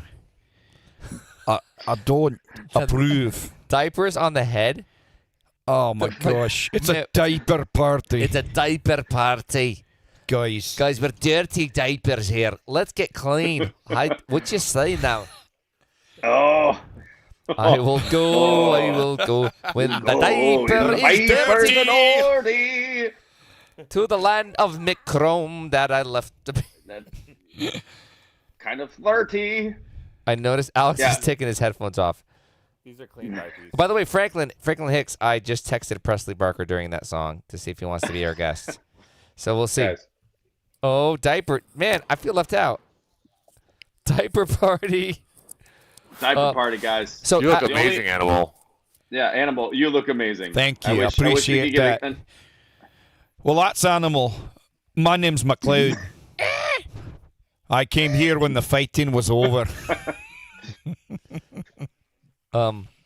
You know, it's funny because at a festival, often people are just like getting into this song, and then they don't realize during the break, the drop down, when we came back to our home, was it the winter was churning, our goods lay in the snow, and our houses were burning.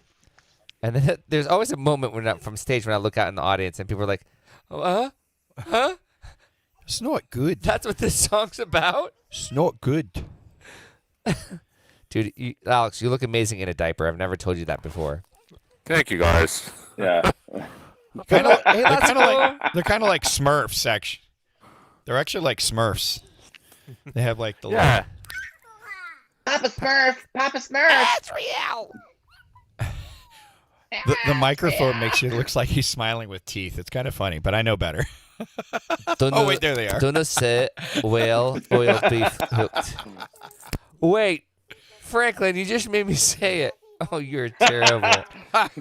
Oh man, Franklin.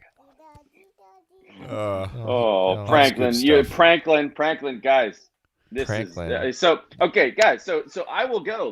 Let's talk about Scythian song I Will Go off their third studio effort, Immigrant Roadshow. So, gentlemen, I'm really excited to be talking to you about this right now. So it's kind of actually amazing what we've actually been accomplishing the past couple episodes. So honestly, you guys already kind of talked about exactly why. Like Diaper all the notes. Couture donated $25. What? Diaper Couture.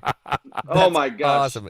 These These donations are incredible, by the way. The donation names are my amazing. gosh. Bravo! That was awesome. Bravo. Thank you. From Armchair Booger to Diaper Couture. Diaper Couture.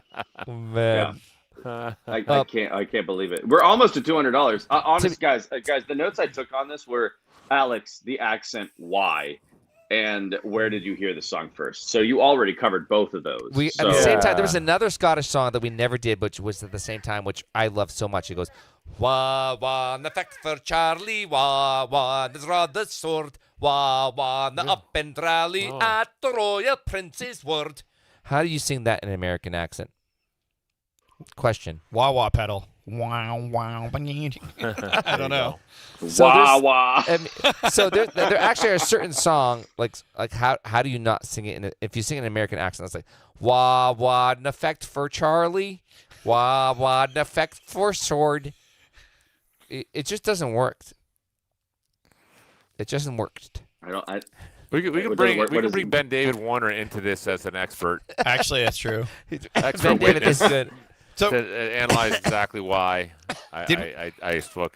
Did we play "I Will Go" when I was in the band originally? Oh yeah, I thought we did. Yeah, we did. So. We did. In the Fido days, right? Because I thought that's where we tried it out. I mean, right? Animal, we've never actually told you this, and we're going to tell you on the air. But I think we put together like 70% of our early repertoire was with you, and we didn't add that much more for years. And it was because you loved Celtic drumming that we put together an incredible amount of our repertoire in that first year.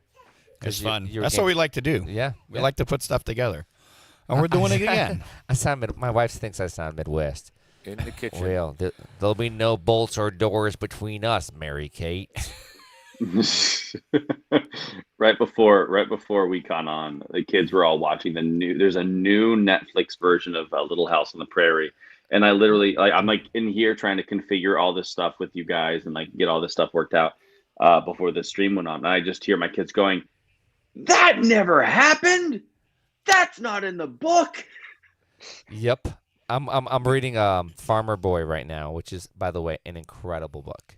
It's an incredible book. Yeah. Oh yeah. It's pretty good. Dude, there's a scene in Farmer Boy where there's the school teacher and the seniors in the school gets eaten by wolves. No, there was like five seniors.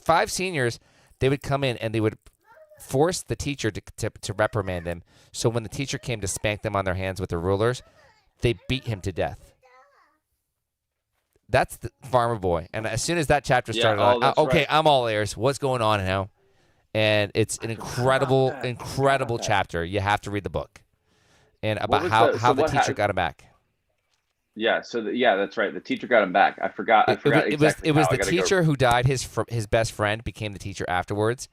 And so these four boys come in expecting to do the same thing to this guy, and it's just a total cliffhanger. I'm not going to tell you. You have to read Laura Ingalls Wilder's Farmer Boy. Yeah, go read it. It's worth the read. It's actually pretty amazing. Oh, the original version of Little House got so intense. So Katie's saying that. Yeah, but did you ever watch the TV series? It's like season 1, season 2 was awesome, but then all of a sudden season 3 and 4 is like a total soap opera. Like the TV thing became such a soap opera. Like Nellie Olson did what? Yeah. Yeah, it was very much like that. Like, oh my gosh, who's blind now? Yeah, but that happened. That happened actually, really. It was. I mean, like I'm just saying, like everyone kept on getting blind. It was not just like it wasn't just Oh, Albert just wanted to see the ocean before he died of tuberculosis. It's true. Wait. Mr. I will forever remember Nellie being crippled when Laura found out. Oh my gosh, Mrs. Olson, Laura Ingalls, what did you do with that filthy animal? Laura, Nellie, your mother wants you. Oh gosh. I forgot about that. Oh. Oh my gosh. Yeah, so it kind of turned into a soap opera, I'd have to say. But the books are pretty awesome.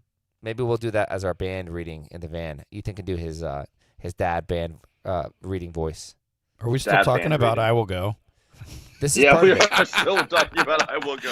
Okay. This is why we didn't finish it. Now we got to finish it. Let's keep staying on target.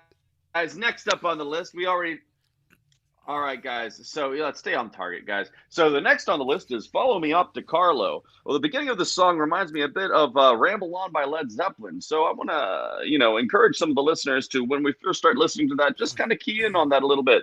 And then also, this reimagining of a traditional tune is literally a top to bottom reimagining. Yes. I was on a roll, Dan. I had never heard that song What am I from looking Led at? Zeppelin when I came up with that riff. I feel insulted. Anyway, go ahead. It's okay. It literally, It's just it's the notes, literally not just the like rhythm. the tiniest. It's the tiniest things. Anyway, yeah, it's like it kind of is like da da da da, and then it's done. This reimagining of a traditional song is literally a top to bottom reimagining. What was the process like? What was it like in the studio? Was it just over a long period of time? Seriously, the bass line, the musical breaks, the riffing, everything is very Scythian, very unique. So, without further ado, I would like to present to you all, the listeners, the audience, the engaged masses. Follow me up to Carlo. Nice, Ethan. Good intro. Thank you.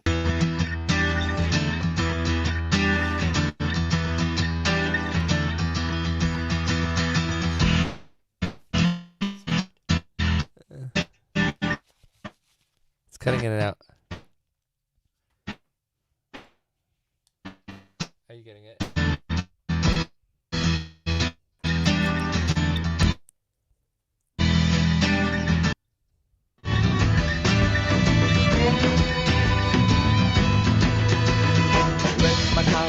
Your face, putting all the old disgrace when Black Fitzwilliams under place and drove you to the ferns. Grace and victory was sure.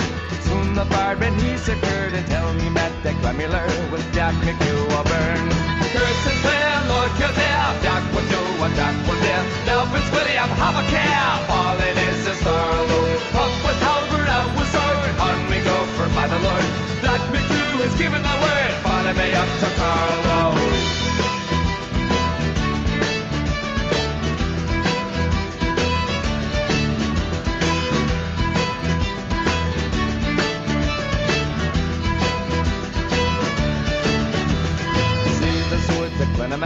Flashing all the English towns, see all the soldiers of the gal, Bennett Over's banners, boosters of a fine stock.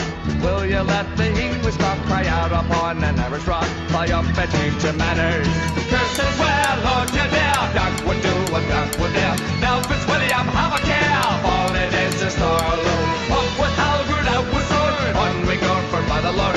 Jack McHugh is given the word, follow me up to Carlo.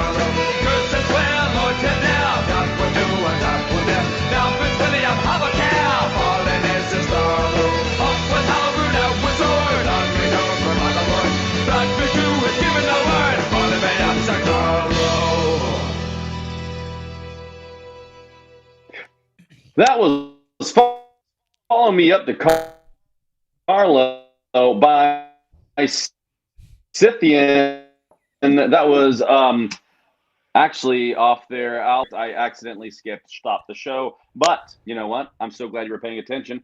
I just want to ask, that bass line is funky. That bass line is great.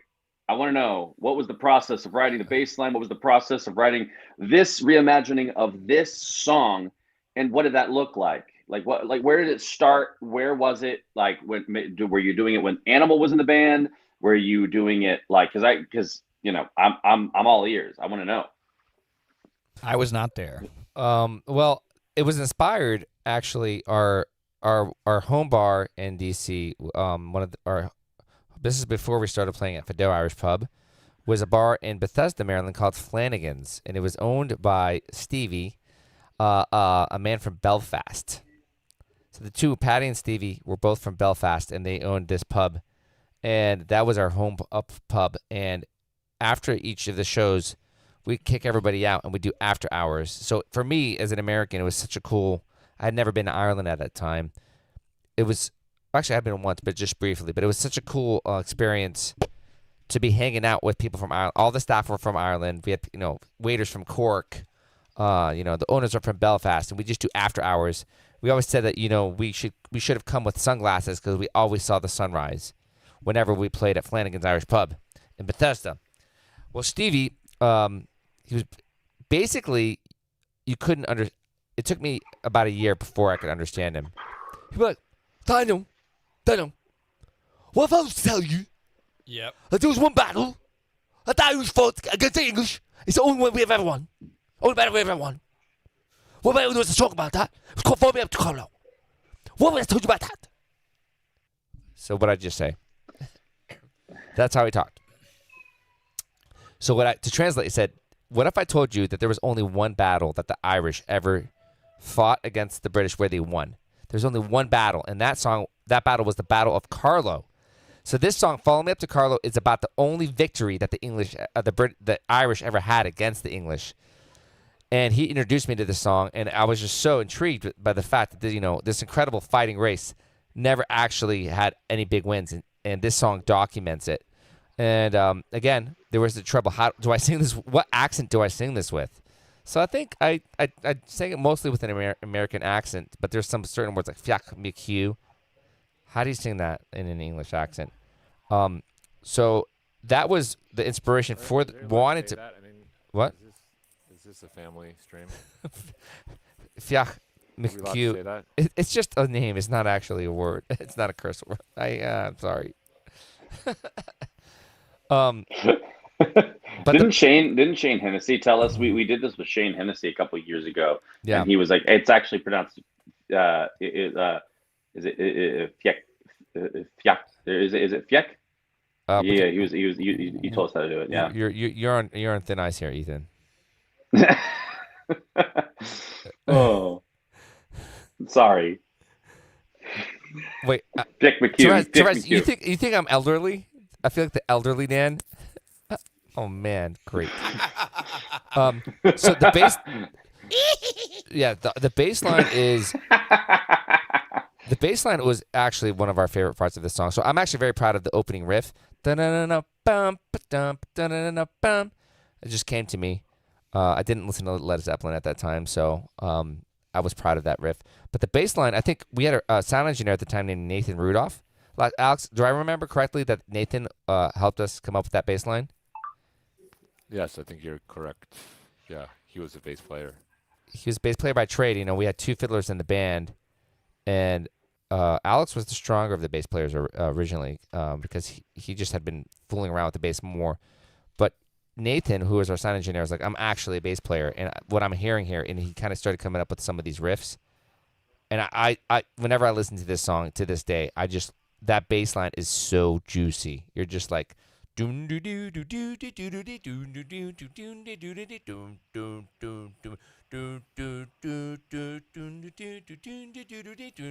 like, when there's certain songs when you play, you're like, go, this is awesome.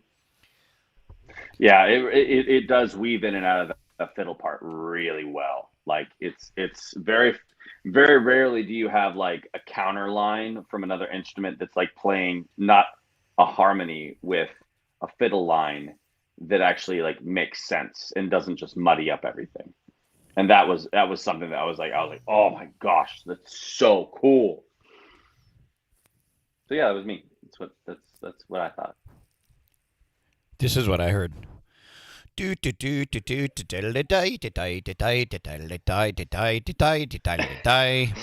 Hey guys, let's write 10,000 songs that sound just like that, but just a little bit different. Just kidding. I just wanted to do that bit. It is a pretty juicy song lyrically. I know, we'll get Fitzwilliam's head. We'll get Fitzwilliam's head, and we'll send it over dripping red to Liza and his ladies. It's a pretty salty song. I definitely would slot this as a rebel song. Yeah. Alex, do you have anything else? Yeah, we're working on that one now. Yeah. This one. This is definitely our pub years. We would do these, and some of the Irish. It was cool because these songs you would not hear in any Irish festival. Sometimes when you make a set list at an Irish festival, it's very dangerous because you can't really commit to it because the odds are about 40% that someone who plays in a set right before you will play that song, and then you're like, that blew up our set list. Let's change. We got to go back to the drawing board because there's just so many songs that are played.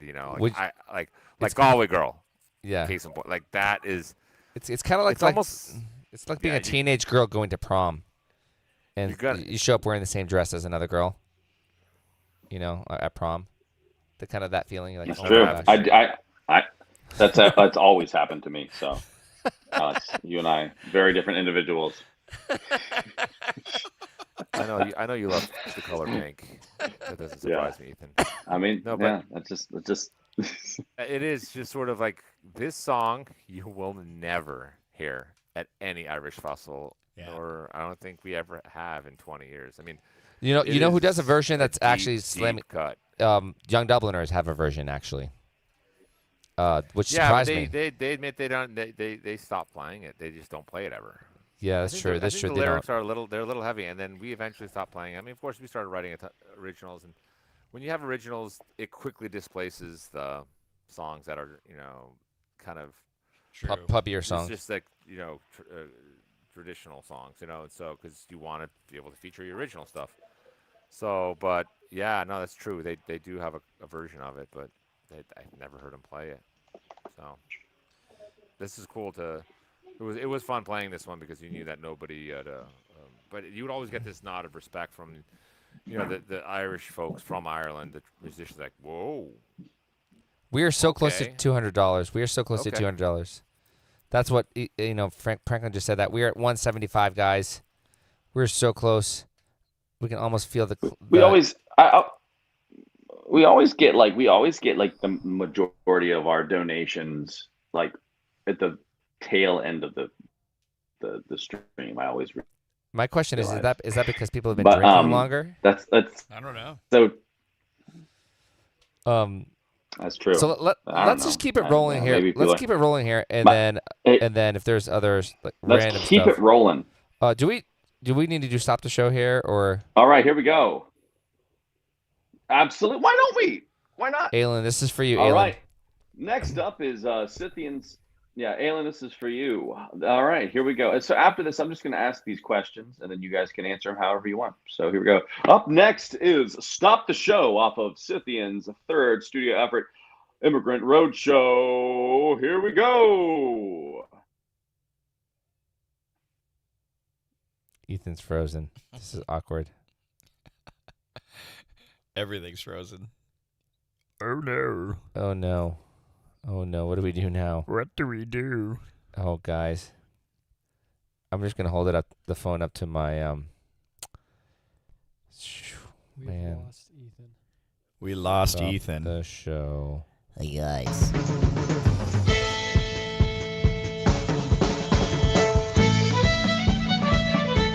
Hey, Ethan.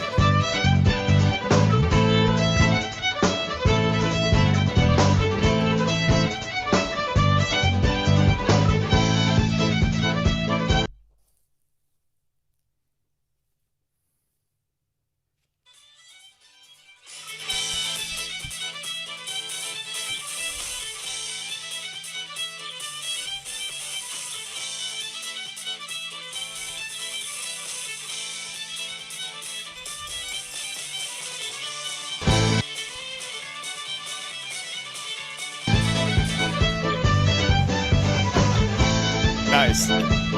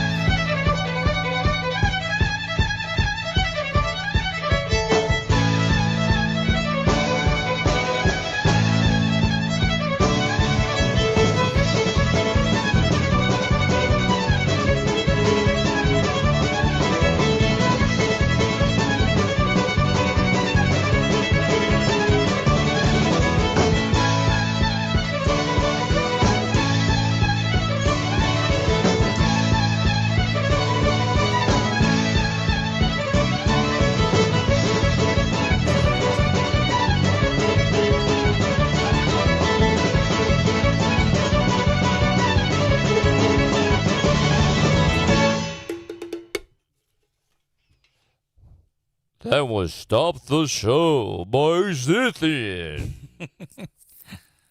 That's totally Ethan's voice.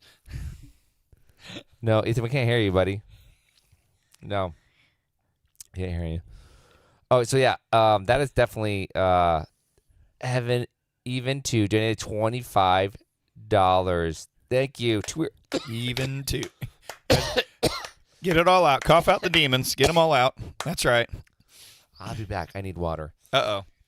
He needs water. Alex, that was neck-breaking pace on that one. Yeah, that is such a fun song.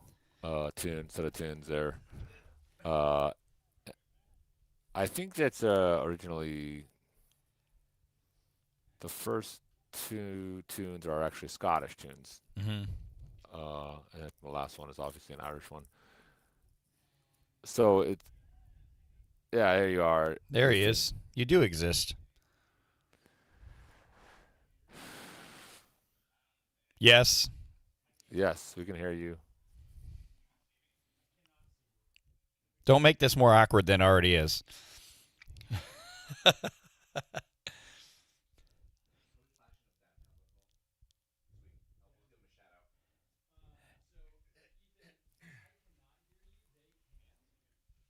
All right.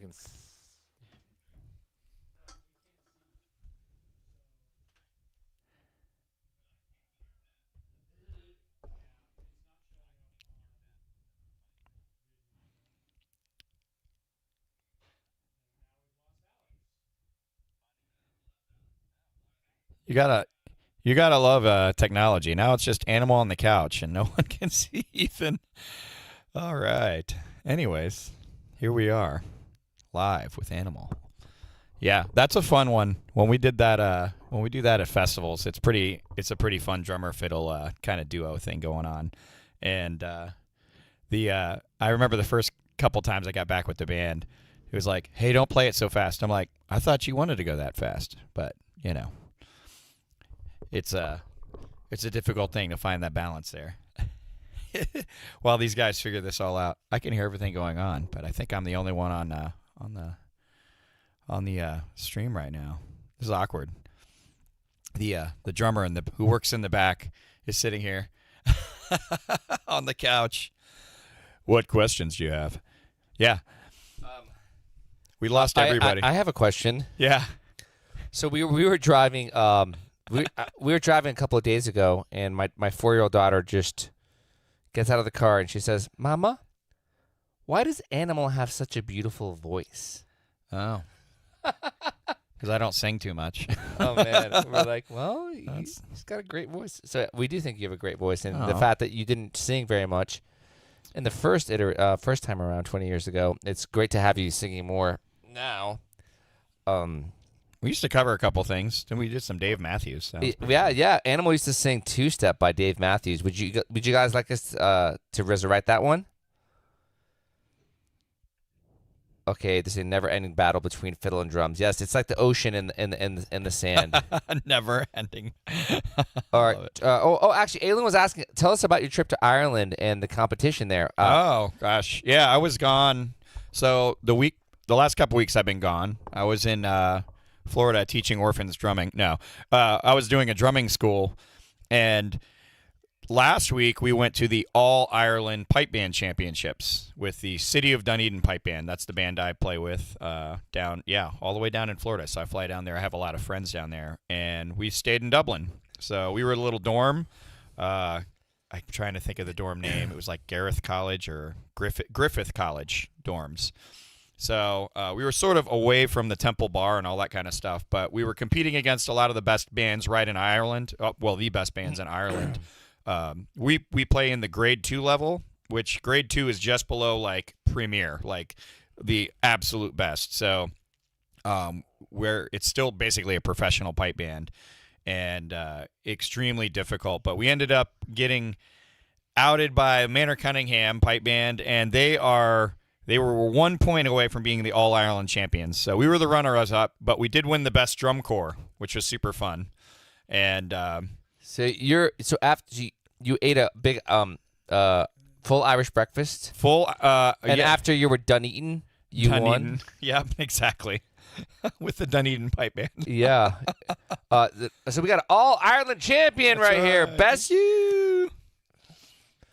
Oh, okay. So my little limeade looks so refreshing. Yeah, Downtown Local is our sponsor tonight, and I have to give them a huge shout out. If you're ever in Front Royal, go to Main Street. The Downtown Local makes the most amazing sandwiches, and they have this like homemade limeade, which is basically crack. It's incredible. So huge shout out to Downtown Local, an incredible, not only great place to eat, but great staff. And thank you for supporting and feeding us here tonight, so we could focus on getting this stream off the ground. Animal, describe every current band member in 3 words, like 1 word per person. And let's see here. The 3 words: stoic, ADHD, and wow. Okay, so which one is wow? Is Ethan wow or is Dan wow? Maybe they're interchangeable. Maybe I'm sham wow. Maybe I shouldn't say anything. The wives still exist. No, Emily's saying no, we still exist. Ethan is like frozen or something.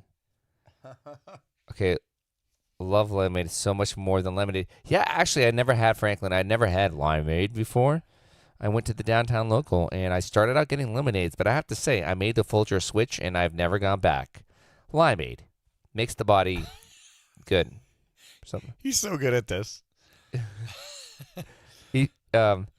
Amy showed up to my work with a jug of Simply Limeade today. Wow, it's pretty good. That is love right there. Love in a cup. All right, so next up is, let's just go there. If we have to, I'm just gonna do this over the microphone. Stop the show, Scythian. Let's go, Immigrant Roadshow. I'm gonna be the master of my own density. All right, let's see. Immigrant. You got it. Roadshow. So. Gypsy Fiddle, right? Yeah, we got Gypsy Fiddle coming up next. This is Alex and I, when we were street performing, this was definitely a showstopper. This was fun to play, like, all the time. It's always fun, and we kind of came up with the crowd interaction part as street performers, because we realized unless we actually just, like, stopped and made things awkward and yelled at people, they're just going from point A to point B. We had to have something that would grab their attention. Of course, Alex, was an incredible violinist before he got into folk music. And now he's still an incredible violinist. I still somehow, sometimes I noticed that, like, when I play soccer, I used to play a lot as a kid, but then if I put it down for like a year and came back, I would have like the best I've ever been. If you put something down that you've been practicing on, I don't know if you've ever noticed that with drumming, stepping away for a little bit sometimes gives you just a fresh approach. Yeah, I've been away for 2.5 weeks almost. It feels like I'm like, I gotta remember how to play drum set. Yeah, and so this was always this is like a sentimental favorite for us. Even to this day, if we ever play in a really huge arena, or to see 10,000 people doing this, what you tell them to do is a really cool feeling. I've only abused it once. We were opening for Flogging Molly. We were in Milwaukee. It was for Summerfest. And the crowd was probably 10 to 15,000 people. Ooh. And I said, everyone, get your hands in the air. And 10 to 15,000 people raised their hands in the air. And I don't know why I did it.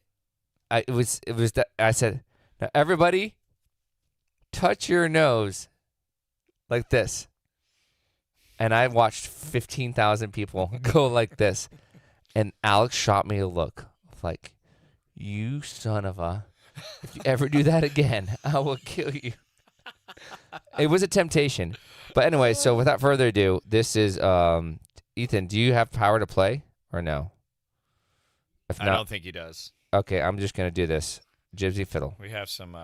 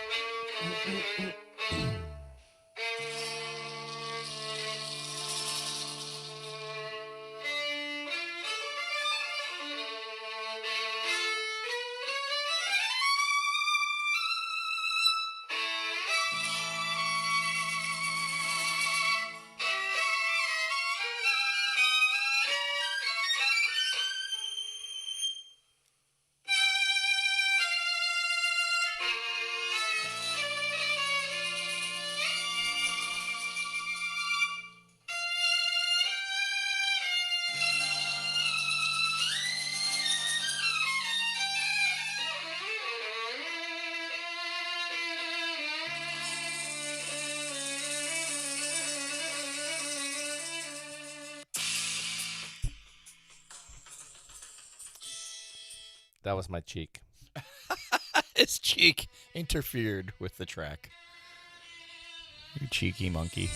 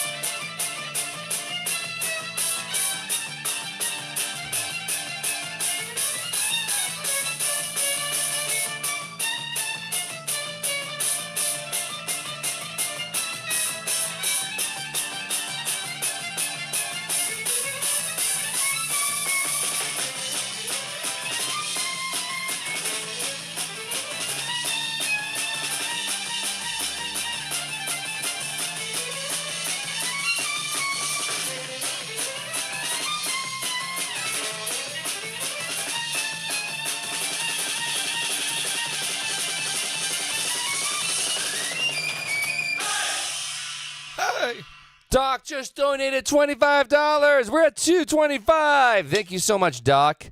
That was the Gypsy Fiddle, and that was featuring Alex. And I don't know where Alex is. I think Alex and Ethan are somewhere on a beach vortex. We're trying to get them reconnected here.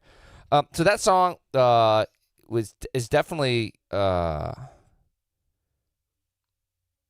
it was kind of our first foray into going back, doing Eastern European stuff. That is a traditional czardas, or like a Hungarian or gypsy czardas, the form of it. And the response that we got from it, we always knew, whoa. People really, really dig this type of stuff. Oh, Ethan is calling in right now. 1 second here. Hey, Ethan, you're on air. What's up?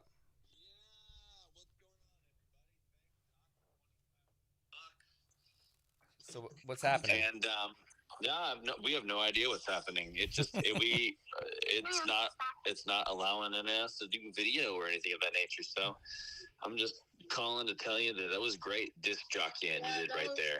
That was some pretty good stuff, Dude. Thanks, Ezzy. I heard you, man. That was actually Benny. That was Benny. Wow, his voice changed. All right. Cool, man. He's probably he's putting on his Pit Vipers. Hi, Dan. Yeah. Hey. Yeah. What's up, bud? Anyway, but I mean, yeah, that was You so, talk. Hey, wait, You ask the questions. Yeah, let me ask the questions. Okay, so first of all, I actually went. Let's go back to stop the show real quick. So this set of tunes by far one of the most impressive, hype-inducing sets that you all have. How did this all come about? Once again, it's super funky. So let's just talk about that. To be honest, I'm sad that Alex isn't here, but you know he collected the fiddle tunes. Like, he went to Ireland and he would go to the archives when he was in Ireland, and he would find old recordings from the 1920s. Or I don't even know where he got this tune.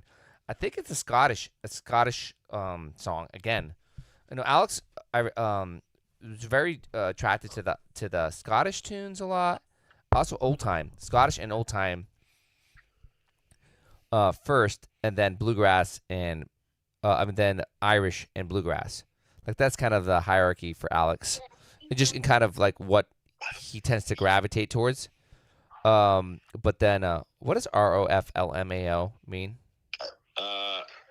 Rolling on floor, laughing my asthma off. Oh, you should get an inhaler for that. Yeah, you should get an inhaler for sure. Yeah, so Alex loved the Scottish tunes, and it's just a ripping song. Again, it's operating with space. I think we like to kind of create space. As a drummer, would you say that this has got a lot of space in it? This song. In the beginning, we try to kind of create the like a little like a would you just say like a good substratum, palette. Just a little palette. Let the fiddle shine. Yeah. And of course, writing bass parts, like, you don't want to. We didn't want to be hooked on classics. I remember my sisters bringing home hooked on classics in the 1980s.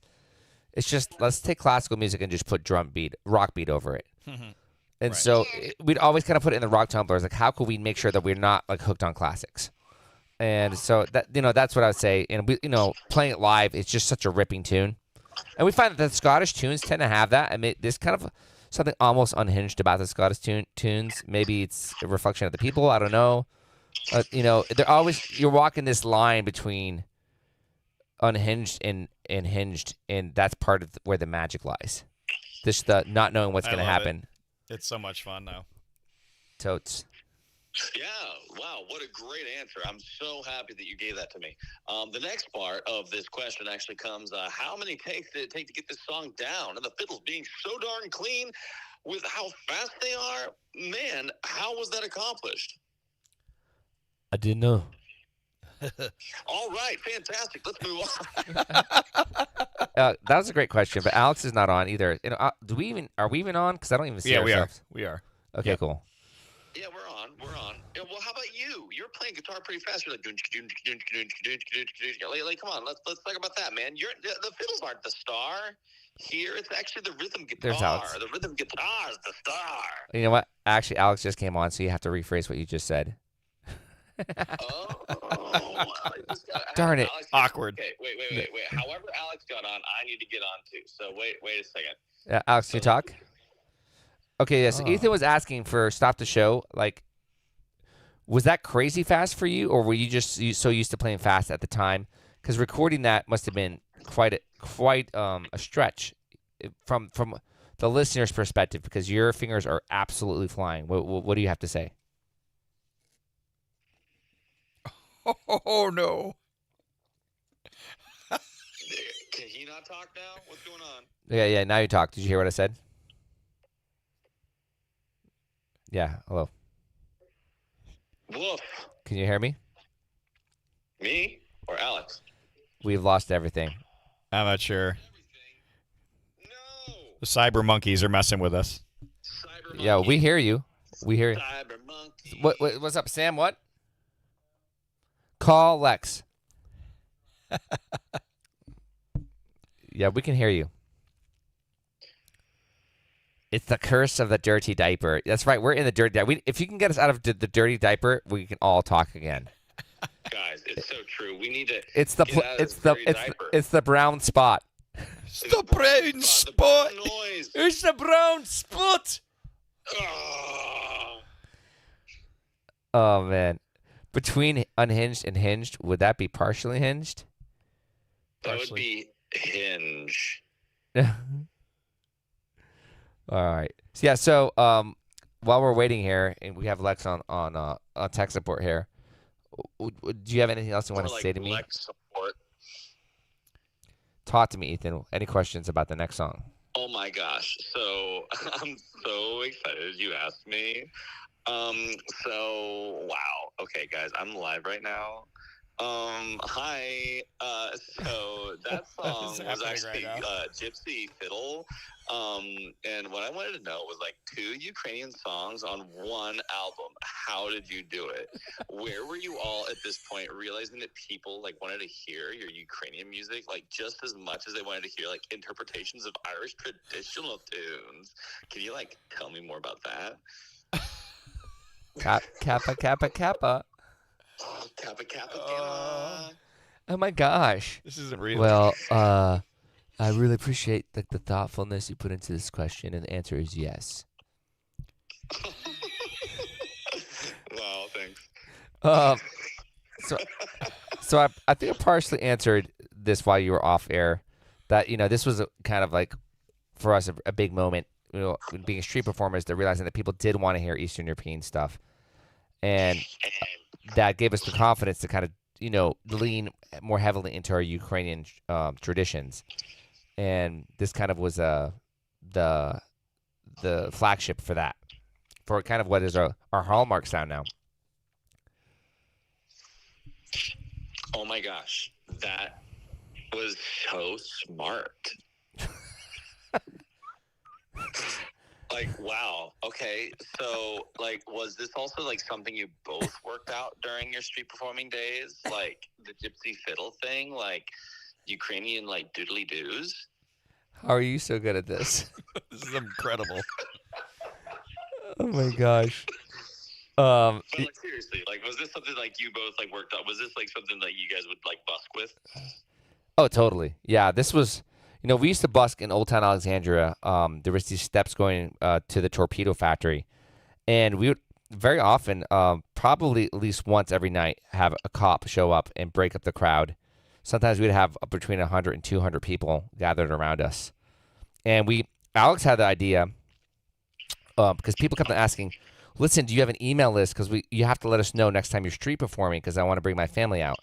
So we started, an email list just as street performers. We're not even a band at the time, and our email list was like, maybe 400 or 500 people, and we just email everybody, "Hey, we're street performing tonight," and the crowds were just massive. And starting out, we only had 2 songs, and it was the embarrassment of people staying for that third song that really motivated us to learn more songs every week. Yeah, and that's how we built our repertoire, just because people then started to stop and wait for like 10 songs in a row. And it was really, for us, it was like so magical to be like, we're going to give people a show that they'll never forget, and they didn't expect it. And that was kind of the magic, I'd have to say, of all the early years of touring. And when we were playing in Irish pubs, we're like, some people are going to walk into this Irish pub, and they're going to walk out saying, what just happened? This was so unexpected, and we just had the time of our lives. That's what happened when I met you guys. Yeah? Yeah, you literally just randomly. I literally walked in. I had a buddy of mine. He was a military cop from Fort Myer, which is where I was. And we walked into Shanae, Irish pub, rest in peace. And it doesn't exist anymore. But it was like, who are these guys? And then it was like, I think I was like, I have to drum with these guys. I think I got to drum with you guys. I drum, and I sat in with you guys, and that's what happened. But it was like the rest was history. Yeah, but I think that was a huge impetus, and and we'd be finding these songs on tapes or so early on. It's like you find arrangements that would inspire you, and kind of this one just happened to be very married to Alex's strong card, which is the Eastern European classical, kind of like bent to it, and he just crushes it. It's as good as Alex is on fiddling. We have to remember that Alex did 2/3 of his life not fiddling, but playing classical violin. So totally different. Yeah, there's a lot of shredding that is kind of, so to speak, left on the table, and this is the one song where it kind of marries that.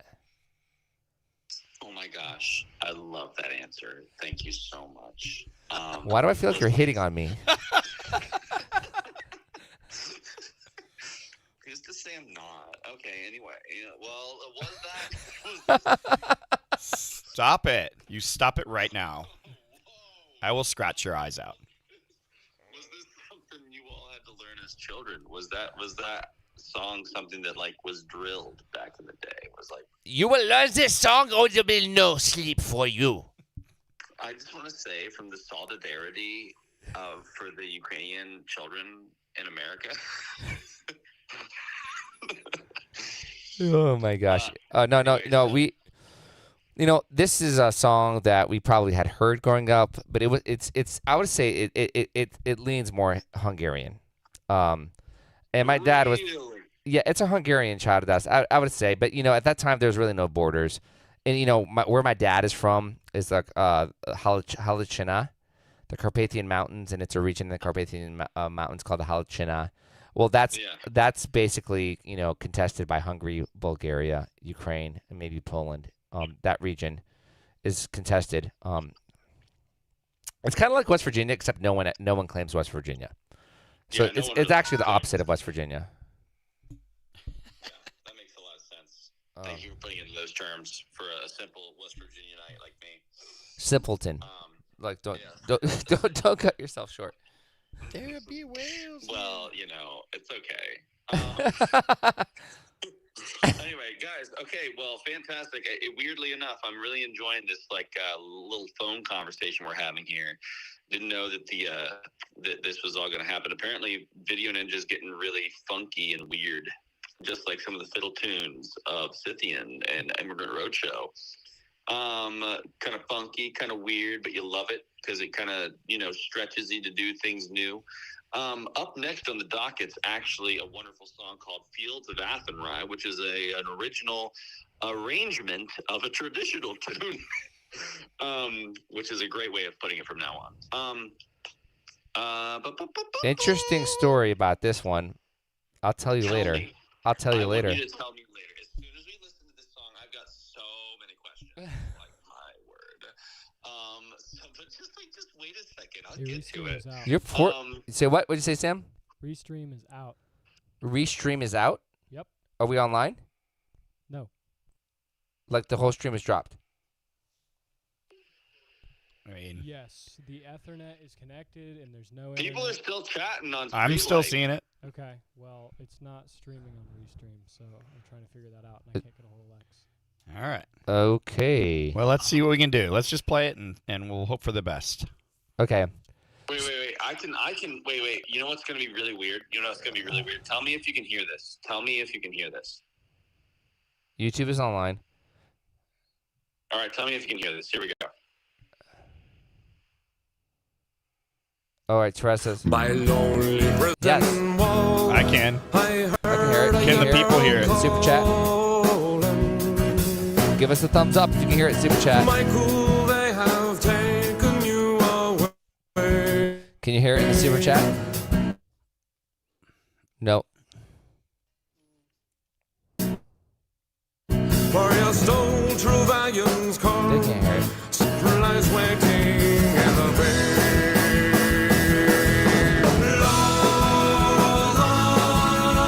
It's playing, they said. Left and right, where once we watched the small free birds fly.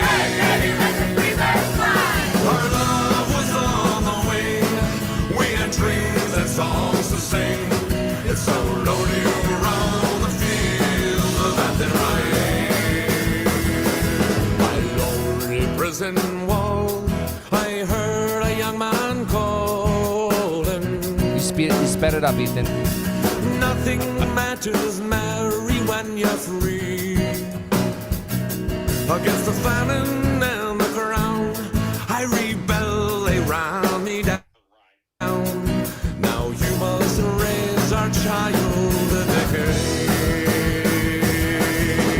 Long are the fields of Athenry, where once we watched the small free birds fly. Our love was on the wing. We had dreams and songs to sing. It's so lonely around the fields of Athenry.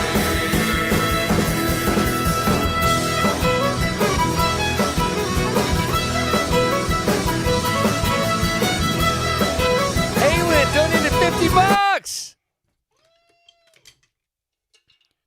Donate another 50 because we just lost it.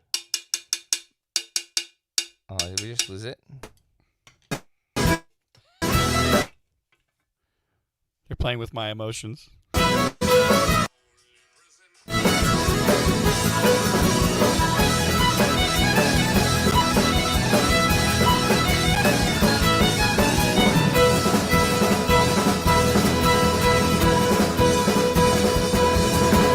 Lonely harbor wall, she watched her last star falling.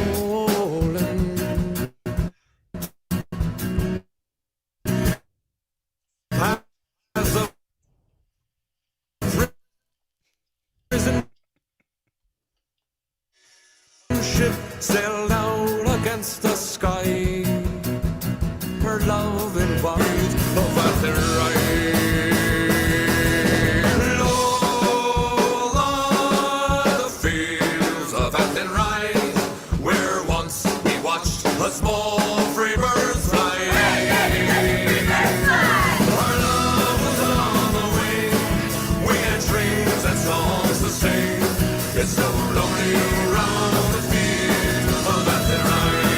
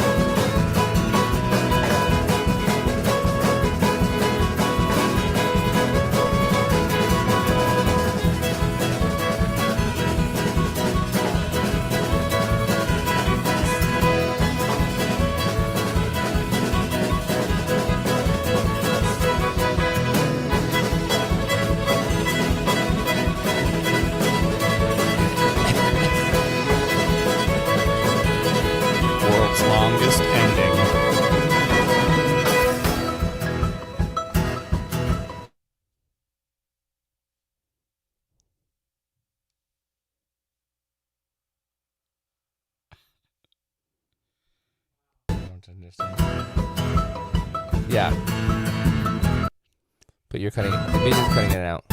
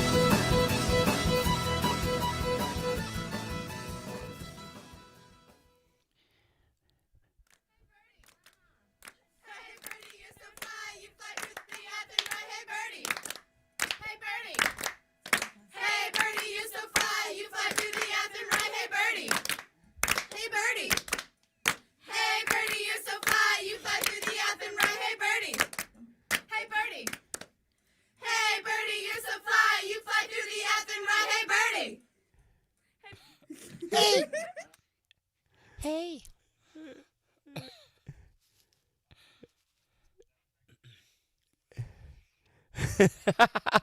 Hey.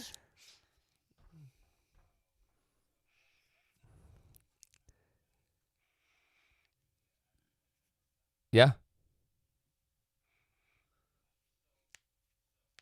Now you're a little bit echoey. You sound like a.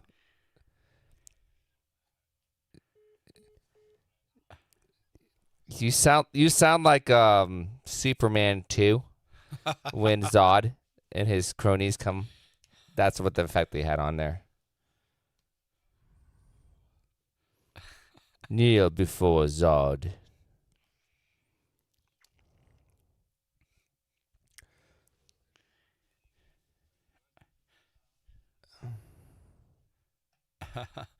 Delayed send on those.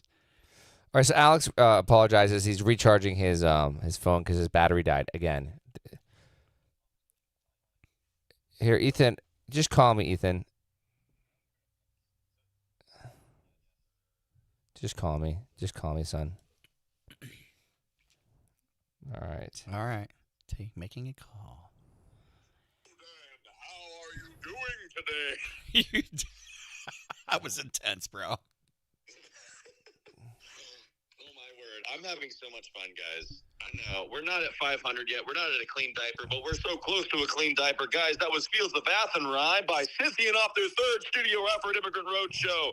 That was a guest appearance by none other than Ethan Dean's sorority sister, Ethana Dean. At the very end, singing the "Hey Birdies, You're So Fly." How do you feel about that song, Dan? Good, bad, ugly? I just really enjoyed listening to it because I haven't listened to this album in a long time, and brought back a flood of memories. There's so many insane memories associated with this song. First, where we learned this version, we had a lot of people kind of come up to us and being like, "You crapped all over my heritage. I can't believe you did this to this song," which is like a sacred song. But that's a bunch of baloney because that song was written in 1979 by a guy named Peter St. John. And I'll never forget learning this version particularly. We learned it from a... Can you hear me? What did I do? Just unplugged myself. 1 second here. Oh, no, I completely hear you. I hear you loud and He can't hear himself. Okay, yeah. So, we, I'm like, there's something in my in-ears. 1 second here. All right, can you hear me? Can you hear me? You can hear me? Oh, I can absolutely hear you. Can you hear me? I can't hear myself. So anyway, my batteries must have died. So anyway, this bartender, we arranged a show. It was one of our first shows. We said, listen, we will play in your Irish pub for free. All you have to do is just cover our drinks. And they're like, done deal. So we invited like all of our friends. We brought like 150 people on. I'm fine. And we were buying them all drinks. Am I fixing this? My OCD is going crazy. So we were buying them all drinks, and I think our bar tab at the end of the night was like $700 or something. So, and afterwards, though, like the bar could not have been happier. We just like, it was a pub that was kind of like in this shopping mall. It was probably didn't get too many big crowds, but we brought like 200 people that were just having the time of their lives. And so the Irish bartender invited us to stay for after hours, and he said that Peter St. John wrote this song in his house. Well, his dad was friends with Peter St. John and put him up on a couch in his house. So as a little boy, he remembered actually hearing the first version of this song as a little boy. And later on, Peter St. John taught him this version of his own song, which is like a sacred ballad. And so he said, "Listen, hand me your guitar. I'll teach you a version of this song, which is pretty upbeat." And so this bartender, I don't even know his name, but he taught us this, and we started playing this out live. And we get so many people so irate at us, but we actually learned it from an interesting source.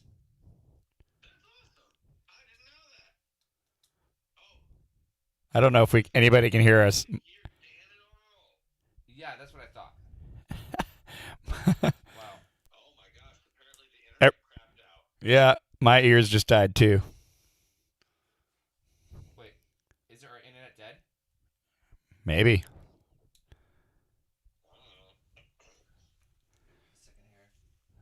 What color is the internet thing?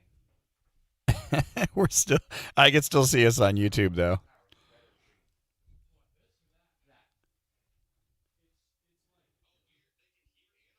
They can hear me. Can they see me? I can see me. I'm watching Dan get up from the screen. They can still see the stream. They can still see us. Here, use my mic. You ready?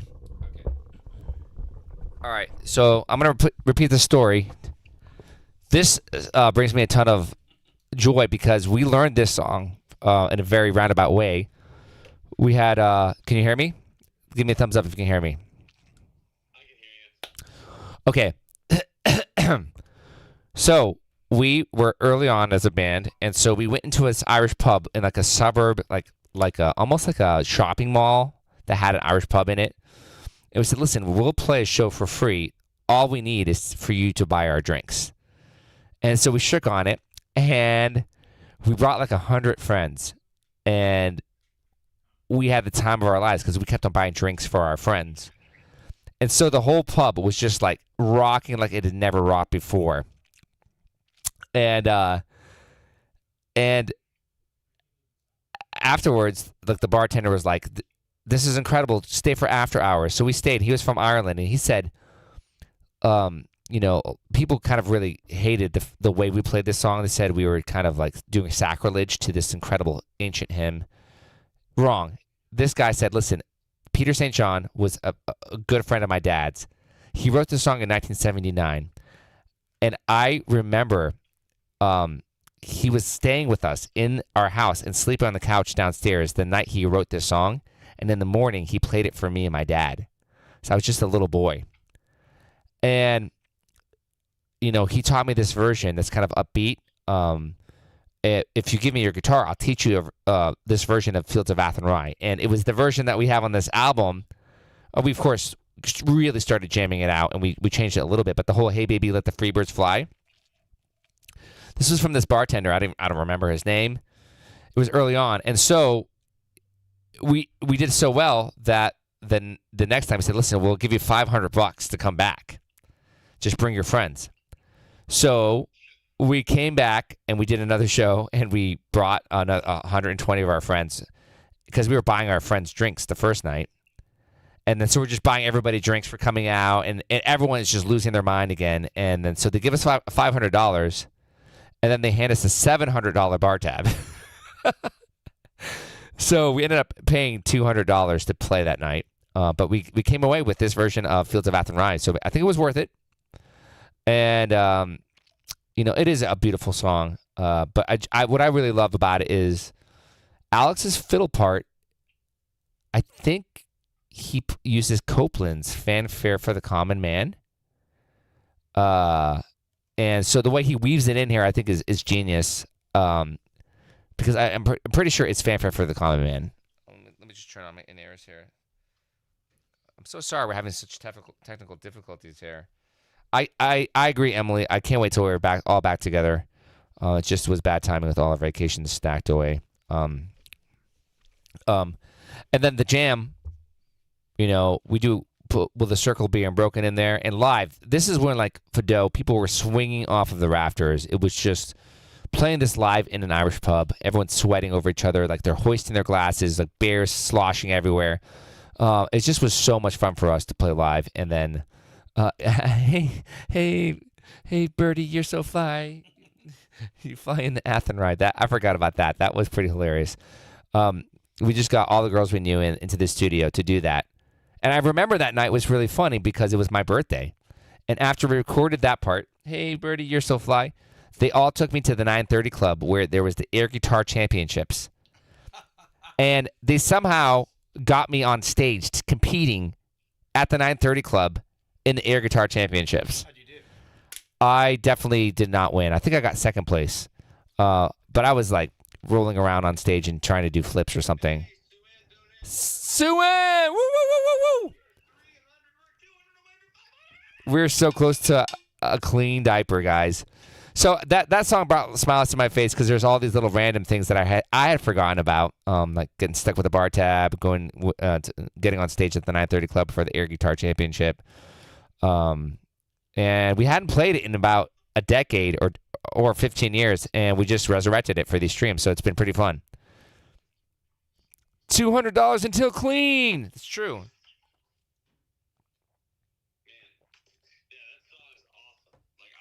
I love that song. It's so fun. I'm so glad we're doing it again. True that. So what do you want to do next? You know what? That was it. That was Immigrant Roadshow.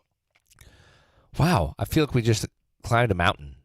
We did climb a mountain of a wonderful album. I think that we should do Aiden's Orbit when all of us are together. Or maybe we should play through Aiden's Orbit. How about we just play music again? I miss you guys. I miss you all too. This is so sad. But also I'm just happy to, be on vacation, but it's just sad. I miss you guys. It's so sad when I'm in the studio with you and then Animal's not there because he's in Dublin winning amazing awards, and Alex is in Hatteras, and I'm like, okay, well, next one. Oh, Alex is still in Hatteras, and I'm at the beach, and Animal's home now, so I miss Animal. Animal, you're such a fun hang to be around. I like watching you on the screen right now, and I'm just like, man, 20-year-old Animal is in the studio. I lost the stash. Really fun. I miss it. Aww. I miss everybody. I miss you guys. Now say the same thing in your sorority girl accent. Oh my gosh. So can I just say this right now? Stop making me. I was just kidding. Stop while you're behind. Yeah, so super chatters. By the way, if you're watching on Facebook, you could be a super chatter. You just have to click the link in your description. We're asking you guys, come over here. If you've donated any money, or you can Venmo us if you're on Facebook or on YouTube. But it's way more fun if you just become a monthly subscriber on the Streetlight Ventures. And it doesn't have to be much. There's 3 different packages on there. But it's a monthly, you pledge monthly support, and then you become part of the Super Chat, the Discord. You get to help us choose our set lists, all these different ways you're a little bit more involved, and it makes it way more fun for us to be chatting with you guys in the VIP Super Chat. And we're also, after, we're going to cut the stream off at some point, and we're just do a little hang with our chromies afterwards. So that's all what you get if you just join us, Katie says. Join us. Dr. Michael, if you're watching, that's you. You're always on Facebook. But we need you to get over to the Super Chat. And he always avoids our advances. I know. He's always avoiding our advances. Playing hard to get. Yeah, always playing hard to get. I don't know what we got to do, Dr. Mike. What is it we got to do? Sorority girl him. Go. Oh my gosh, Dr. Michael, doctor, I can't believe, you're actually, a doctor. Are you, one of those, like doctors, like smart guy doctors? Are you like one of those doctors that like saves lives? Not to say like smart guys don't save lives. I'm sure they like do things like Pulitzer prizes and stuff, but like, you know, like, are you like one of those guys who like actually like if somebody comes in and they're just like, I'm sick, you're like, I know the cure. Oh my gosh. Anyway, so I'd love to have you on Streetlight, Dr. Mike. I just can't believe you're not here. It's like, we really miss you. And it's like not the same without you. Like, you know, it just isn't. So like, nice touch. I definitely used to think it was a Pulitzer Prize. Not Pulitzer Prize, but Pulitzer Prize. That was a nice touch. Yeah, because you're surprised when you win. You're like, what? I won. It's a Pulitzer Prize. Yeah. Yeah. Exactly. I was trying to find like a funnier way of saying it as a sorority girl, but I just couldn't in the moment. Sorry. Anyway, Dr. Mike, that was me. Yeah. Now screen grab that and we'll text it to him. Yeah, I'll screen grab and text. Oh. Guys, we are $200 away. We are $200 away from 500. $200 away from a clean diaper that we don't have to change, a clean diaper that is wonderful, smells great, and is luxurious, a clean diaper that makes sure that we are not just sitting in a studio or sitting in a bedroom or wherever, just, you know, feeling like this is a dirty diaper. Anyway, so, you know, we're here, guys. Thank you so much. We're so happy we made it this far. The Stillhouse Junkies were such a fun, wonderful, good hang. Their songs were wonderful. We love those guys. Yeah, I had a great time tonight. You know, it was great having Animal back. We missed you. I missed you guys, too. I can't wait to be playing together again. You know, we're gearing up for a really big, huge month. You know, I almost forgot. We have an image that we have to utilize here. I found the original album artwork for Immigrant Roadshow, and in there we have naming an album is not easy. Naming an album is not easy, and in there we have all the failed album titles. Sam, do you have that image that you can pull up? I don't know. It should be up right now. Is it up right now, Ethan? Can you see it? Let me see.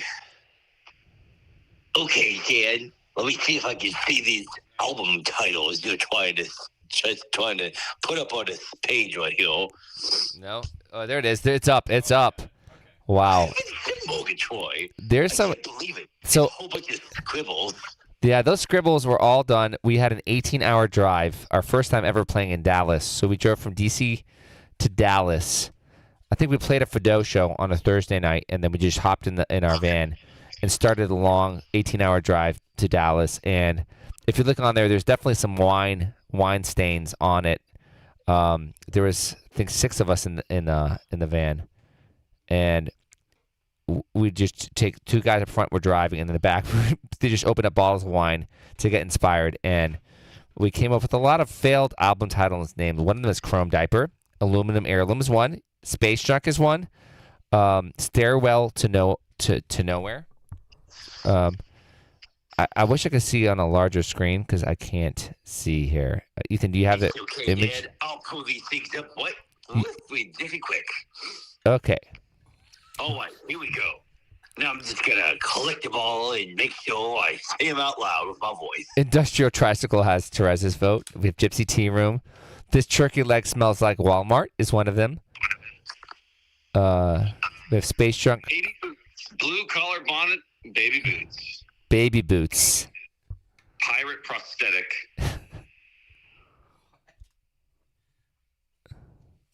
Renegade hi-hat. Renegade hi-hat. Interesting. A Little Baron. The first band in space. Dick Electric. A Little Baron. A Little Baron. It's like the Red Baron, or I can't have children Baron. Just a Little Baron. Oh my gosh, I never saw this one. It's not a bunny. This catfish, ouch, this catfish bites.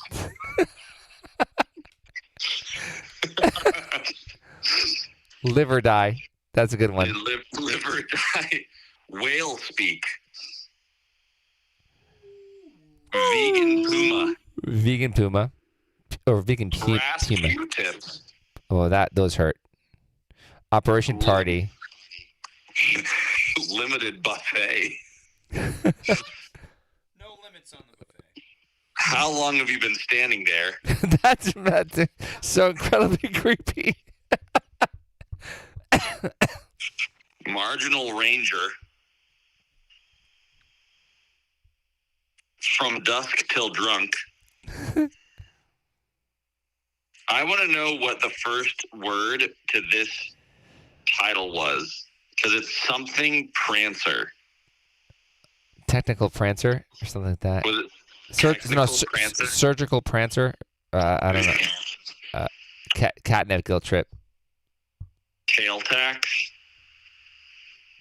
The terrible twos. Generation Flex. Redwood, Montana. The Unthinkable 2. Majestic Boast. I did have a majestic boast. Catnip Guilt Trip. Brawling Locusts. It started getting pretty punchy. Let's just put it that way. I remember my throat hurting from laughing so hard. But we definitely had someone scribed. There's a compulsive scribe. Isn't there one? There's Aluminum Heirloom and Disabled Kettle.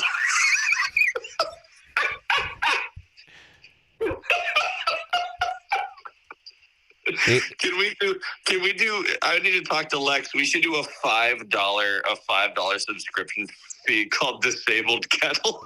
That's pretty cool. We overlooked that. Shame on us. By the way, right now we're sitting at a dirty diaper. We are $200 away from a clean diaper. Can you help us get there? That's the question. We are running out of time. We only have 15 minutes left. We did a really great rally last time. Good morning, Executioner. Did you see that one? Good morning, Executioner. We are definitely. I had a 4-year-old niece that came down for breakfast one morning. She kind of had a smoker's voice. And she walked into the kitchen, and she just turned to my sister. As she walks in, she doesn't even look at her. She says, "Good morning, Executioner," and just sat down. So we were definitely the bad uncles. I want to know what the cross-out one says. Katie, I guess you'll find out in heaven. That's how we basically ended every argument in our family if there was no resolution. Fine, I guess we'll find out in heaven.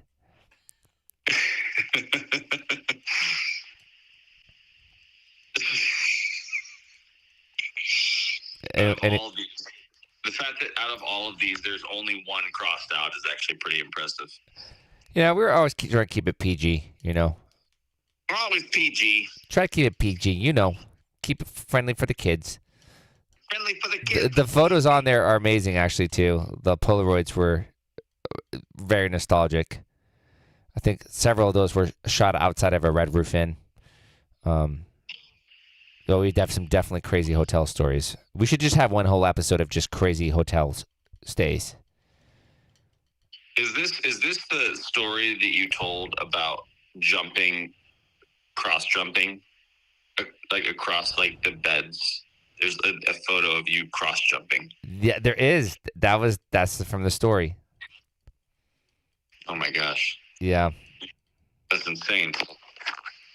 Guys. Oh, is Alex back? Alex is back. Alex is back? I don't know if he's on the screen. Yeah, I can hear you. No, I can hear him. Oh, I can hear. Wait. Alex is like, wait a second. Alex, wait a second. There's batteries over there. I can hear you. Alex, can you hear me? Alex, can you hear us? Can you hear me, Alex? Can you hear us? Audio. Wait a second.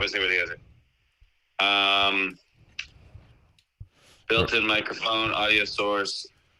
Wait. MacBook Pro, built-in. Wait a second. No audio. Wait a minute. Alex is back. I like Aylin's Irish album name. I drink singing songs. All right, let me refresh this.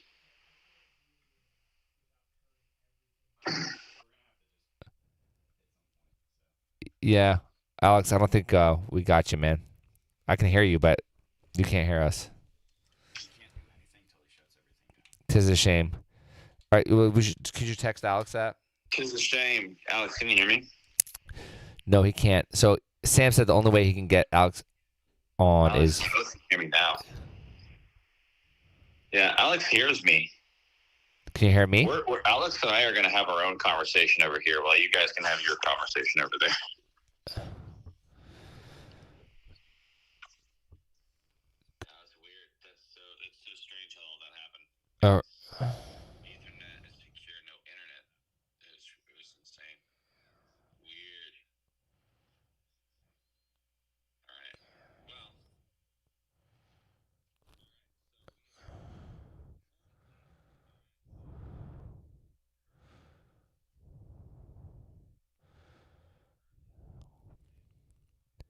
Yeah, because I can hear you.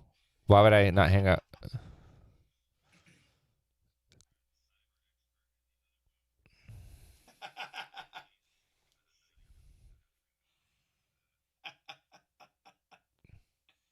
Texting people. You're very echoey. I don't know why. Everything's echoey. You're very echoey. Isn't this exciting?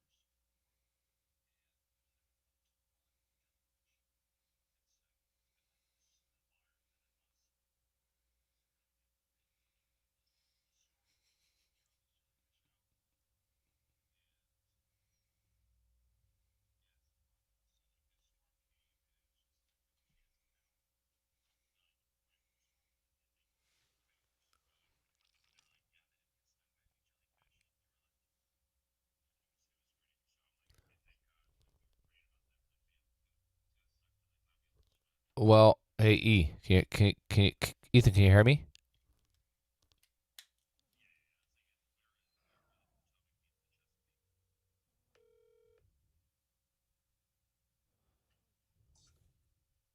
Until Wednesday. Hey Ethan. We should probably just yeah, I think we should probably just wrap this up. I think the technical difficulties are just stacking more and more against us. Yeah, man. I don't know what's going on, but hey, thank you, everybody. I don't know if you have the phone up to the microphone, but I do. Okay, thank you so much, everybody, for joining in. You tell Alex to sign language, some kind of thing. Sign. Huh? He tell the people thing through sign language, like what he wants to say. Farewell. Or Alex is actually on the screen? Yeah, he's on the screen. Yeah, I can see him. Yeah. Oh, you're actually on the screen. Right. They can't hear you, but apparently. Okay. Apparently, you can sign to people. You can sign to people what you want them to know. No, it's not true. I don't think so. I was wrong. Okay. So I think we should just wrap it up, guys. I'm very sorry for these technical difficulties. It's probably the storms, the jellyfish, and whatnot that is making this happen. The jellyfish really did. The jellyfish sabotaged the whole thing. They knew that we were trying to get rid of them with the storm. But thank you guys ever so much. Like, I'm so actually really happy that we were able to do the Stillhouse Junkies and we were able to finish the album review. And, you know, we were able to actually have Alex on for a bit. Like, all of us were all on for a little bit and actually have an award-winning fife and drum corps drummer with us in our midst. I'm so happy to have Animal back on. All right, guys. You know, huge shout out to everybody who donated tonight. We almost made Clean Diaper. $300 is great. Super thankful for everybody who dug deep to get us towards the Clean Diaper, and we can't wait to get back together, play some music live. Music. That's right. All right. So yeah, I'll be home. I'll be home next week. So I know Alex will still kind of be in Hatteras, right? So we could do a little trio thing.